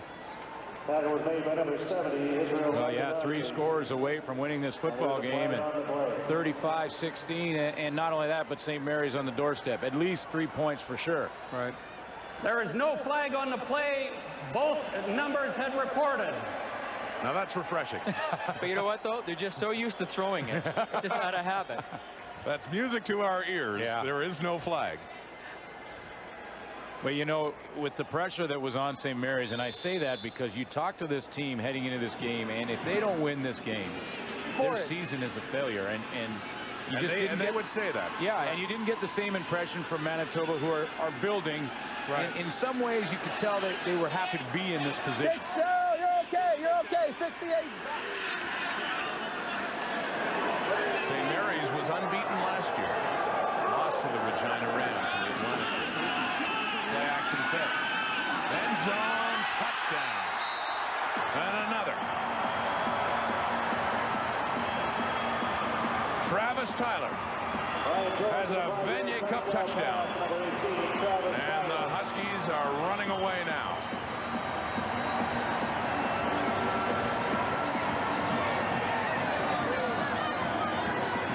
Well, again, it's the poise of Ryan Jones, the veteran, and I did a little survey with some of the coaches that have been here for the Vanier Cup week in, weekend, and they said maybe the difference will be the quarterback position. Both are very good passers, but Ryan Jones has been here before in '99. He's got more experience in the big game, and I think he showed it all game long. Yeah, that's a huge factor, the experience here. Beginning of the game, he was smiling. He wasn't all tight. He's used to this. I mean, he's from down the road here in Watertown, Ontario. He's been to the Dome many times. It's tough to win it here the first time. And I'm certainly not taking anything away from Manitoba and Shane Munson, who, you know, has put together such a great season. And I didn't mean to suggest that they didn't want to win this football game. And we're, you know, but this was Huskies. This was the game they had to win. Well, they played like they've been here before, and many of them have. This time, it looks like it's going to end in a victory. The St. Mary's Huskies can feel it now. Dean Jones, Ryan Jones here, and throwing another touchdown pass and taking some punishment from Warren Depker. So great poise and stepping up because Jamie Borum was coming on the safety blitz outside, and you could feel him. So Glenn with the ball, taken down right at the 25. 5:52 and counting. Jean-Michel Sauvé, the lineman of the year in the Atlantic Conference, a runner-up for the JP Metros. This will be his last collegiate football game from Montreal, Quebec. John Salmus. It's interesting, you know, a lot of these players know each other because a lot of them played junior football out west.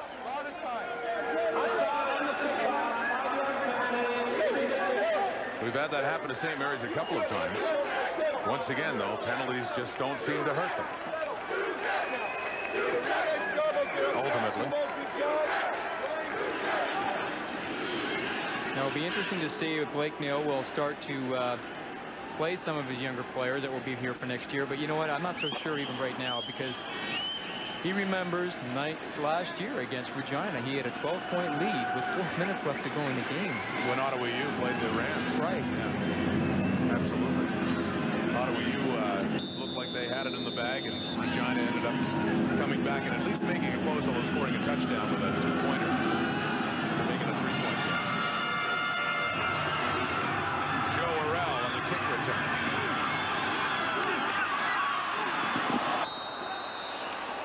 Excuse me, you were thinking Vanier Cup. You're talking about Atlantic Bowl. Atlantic Bowl, yes, it was St. Mary's that had the 12-point lead. You're right, and that was after a Kyle Morrison touchdown. Right. A block punt for a TD.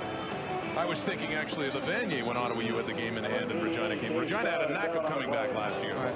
So I think he's making sure that his players stay high, and let's not start celebrating too much in the sidelines.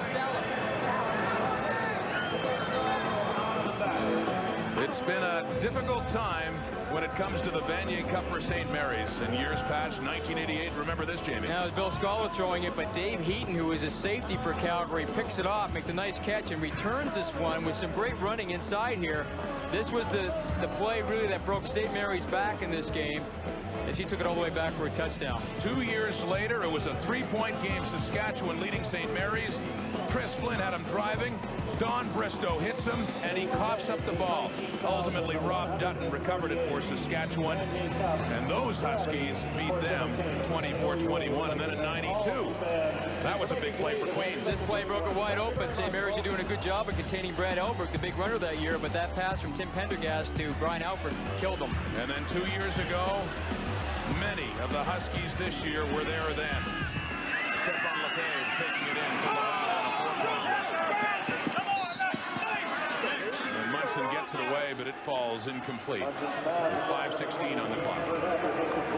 So yes, many of these Huskies have been there before and been through some adversity when it came to the championship.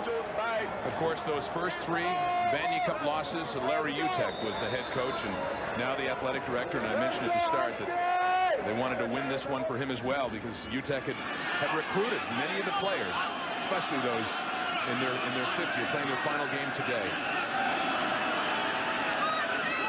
Under pressure, Munson gets away. Nearly intercepted. Cartier Shields there. Well, St. Mary's defensive backs are just flying all over the field right now. They're just hoping he puts it up there. They're all looking for the big hit now. Yeah. They don't have to worry about, you know, hey, if one gets over us or they score one, well, it's still not too bad. They don't want it to happen, but they're just playing with tremendous confidence right now. Yeah, and there's one guy out there, Josh Labuki, who'd love to have that last interception in his last game and in that defensive secondary. And this game's so important for those seniors to finish on a strong note. Ryan Jones playing his last game. How about being the starting quarterback in the Vanier, Jamie, winning it in your last game? There's no greater feeling. I mean, winning a Vanier Cup is good enough, but boy, winning in your last game is great. Luis Perez, we said his relatives try to pick the game up on satellite who live in Venezuela. Venezuela, that's right. What a career he's had. Well, it's been a hard-fought game for the most part. It's St. Mary's pulling away now, but a great second half on both sides of the ball. Ryan Jones really turned it on. Well, they forced him to try and win it, and you know what? He did not back away from that challenge. Munson deep over the middle again, and nobody with Manitoba's near it. You see the 25 in the arms of the various Manitoba players and the 25 in the helmet as well, and missing their top receiver, Mike Fastuber, who's back home in Winnipeg in hospital, Victoria Hospital, still ill, kidney dialysis. They wrote a letter to him. They gave it to me. I won't read it all, but an excerpt was, "We miss you, buddy. Your jokes, your infectious laughter, and the great person and teammate you are. This has been an unbelievable trip, but it has not been the same without you." And they sign it off saying, "We love you, brother, and win or lose, this day is for you. All our thoughts and prayers are with you, your Bison family." Yeah, and Michael Fasshuber can be very proud of the effort that his team put forth this evening. Not meant to be for Manitoba today. Too much Huskies. Perez still in there and taken down.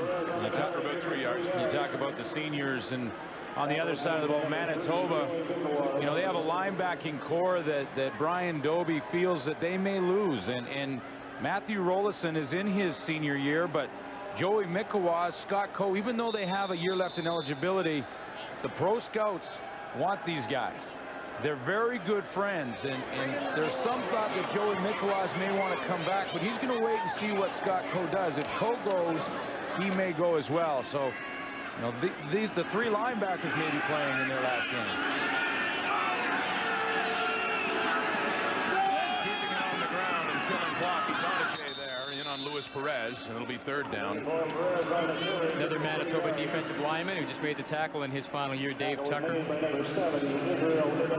All the way from Riverview, New Brunswick, just outside of Moncton. Yeah, it was great. You know, in the Churchill Bowl, we went and talked to Brian Dobie, and we said, who on your defense is just all-out tough? Like, who's the toughest guy you have on defense? And without even thinking, he said Dave Tucker. Well, you know, it's funny because Dave Tucker last year, you know, led the team in sacks, and then his partner this year, Itonache, becomes the All-Canadian. And you know how it happens sometimes. Everybody goes, well, we got to take care of Dave Tucker. And then the other guy starts to perform pretty well because everybody's paying attention. But see the emotion starting to well up in Dave Tucker. Sometimes the tough guys take it the hardest.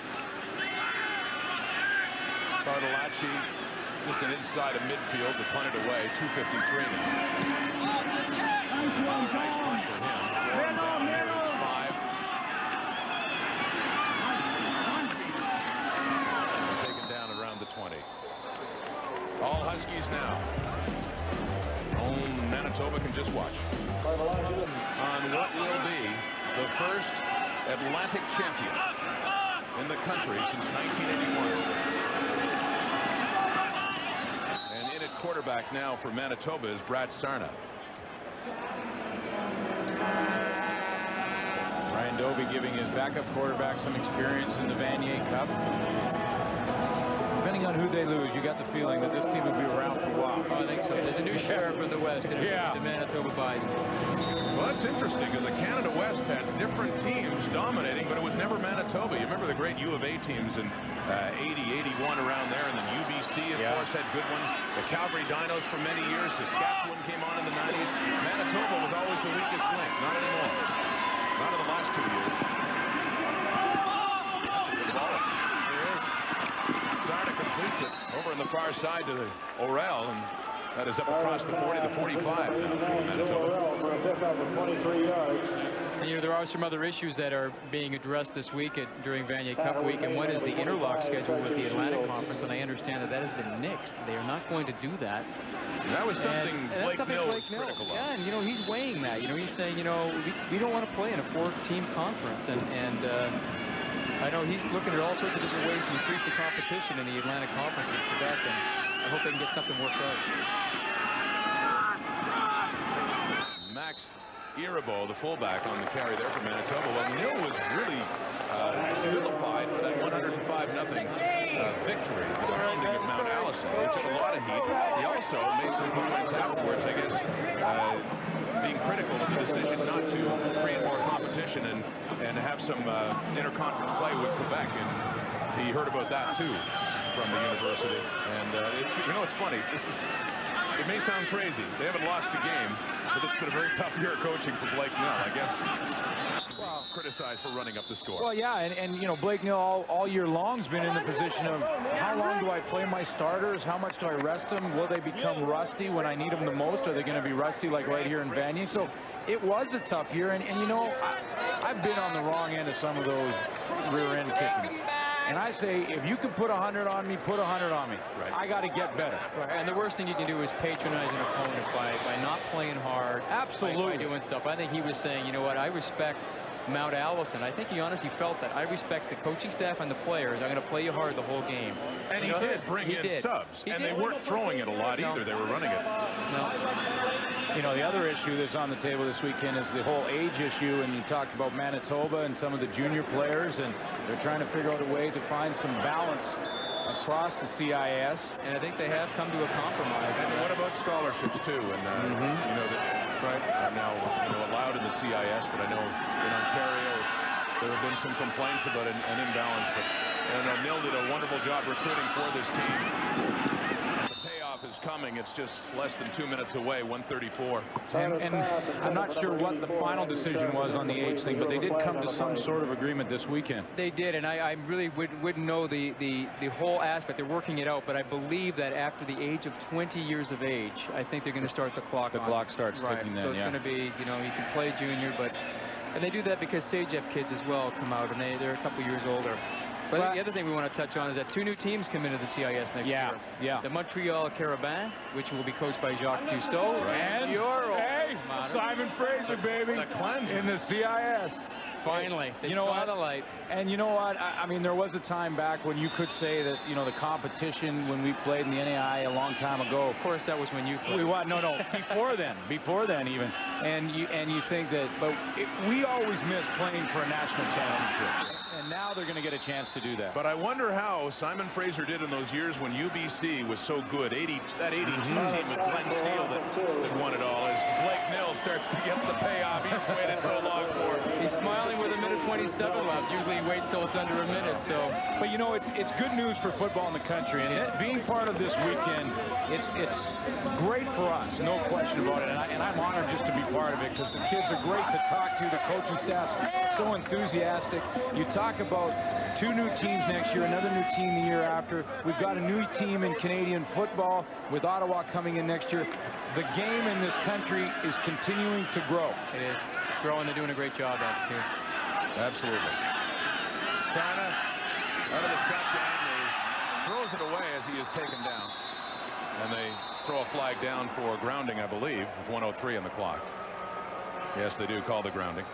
And really, you have to credit these coaching staffs, Blake Nell, Brian Dobie. Boy, have they done a nice job. And it all starts with recruiting. And I find it interesting when I talk to the coaches about recruiting and the sacrifices that they have to make. I mean, when you talk about family sacrifices and you're at every high school ball game, you have to go to them all. Be on the phone all the time. And the reason it's that way, too, is because there's no commitment date like there is in the United States. So you got to stay on a kid, literally, you know, 24/7. I mean, you got to be on him all the time because you don't know if he's coming until he actually shows up. There's no letter of intent. There's none of those things. So that's an issue that should be addressed as well. Well, when you consider that, this championships aren't won on game day. They're won the first day of the off season and beyond even. When you think even back to when you take over a program, start to build. Brian Dobie 0-8 to start out with. Well, both of these coaches did that. You're right. Blake Nil, they had only 1 win in '98. And Dobie and Nil were involved as coaches that were on the outside looking in at playoff time and picking the All-Canadians. They remember sharing a cap. Yeah, right. That's right. But we're the guys on the outside, and what a remarkable job both have done. Only 1 win between them in '98, only 1 loss between them heading into this game. And that's kudos to both of them for that, obviously for Brian Dobie too. But it is Blake Nil's time in the spotlight and the sunshine as he smiles. The native of Hanna, Alberta. He played in the CFL, a big offensive lineman with the Montreal Concord in the early '80s. He's worked at CFL camps in Calgary as well. I assume knew Wally Buono back in the early '80s and worked with Wally at the Stamson training camp. You know, and Glenn was talking about recruiting. When I was coming back from Halifax in the Atlantic Bowl, I saw Blake in the airport the next morning. He was picking up a kid because he said, you know, I didn't know we were going to win the Atlantic Bowl. We got to keep on this all the time. There was a kid coming in to look at the university.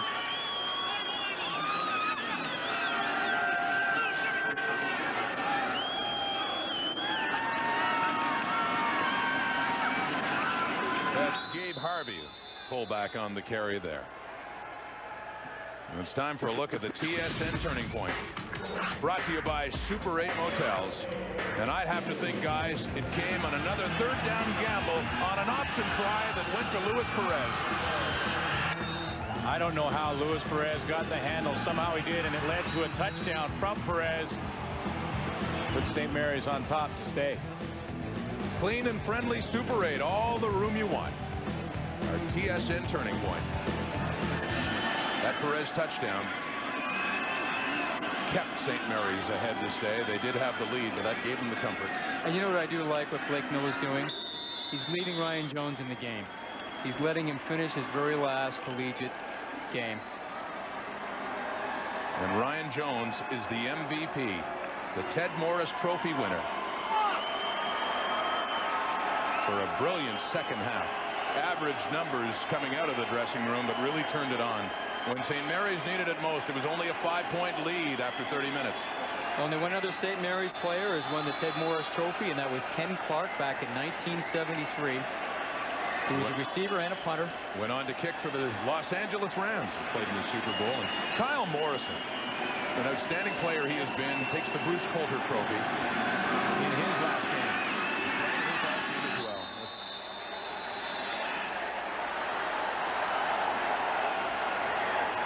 6 seconds left in the clock.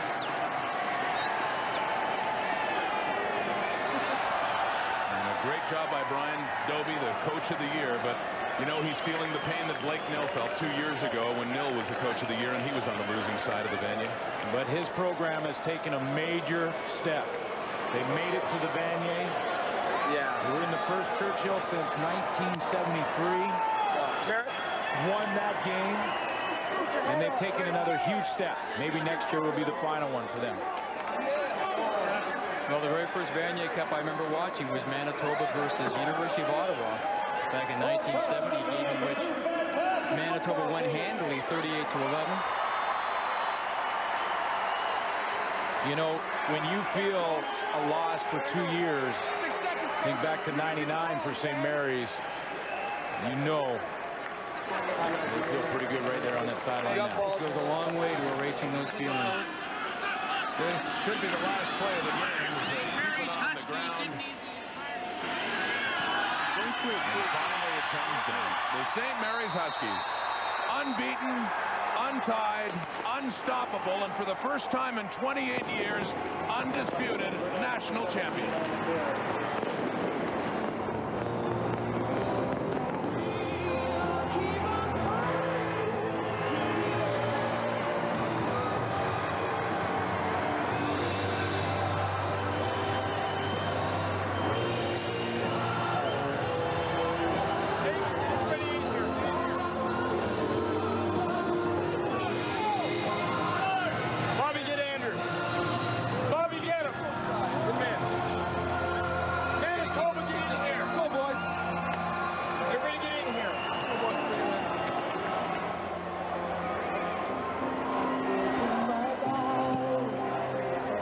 St. Mary's wins the Vanier Cup for the first time since 1973, 42-16. We'll be back to wrap it up here from Skydome right after this.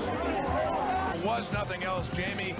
I think they're full value for it. And, you know, I think St. Mary's can honestly say now, and people can say that they go down as one of the greatest university football teams in Canadian university history. Guys, there is such a fine line between winning and losing in the game of football, and I don't care what division, what conference you play in. Congratulations to Blake Nill and St. Mary's Huskies. The perfect season. Almost unheard of today. And Brian Dobie told his players, the guys on the other side, they're a great team. They deserve our respect, but you're a great team too. And you will be back as Dobie shakes hands with Morrison, who had a great game. Colin Oldry. The St. Mary's Huskies win the national championship. Coming up next on TSN, the Canadian Curling Trials from Regina. The Vanier Cup of 2001 belongs to SMU. The Huskies have it. We thank you for watching our coverage of Vanier Cup 37.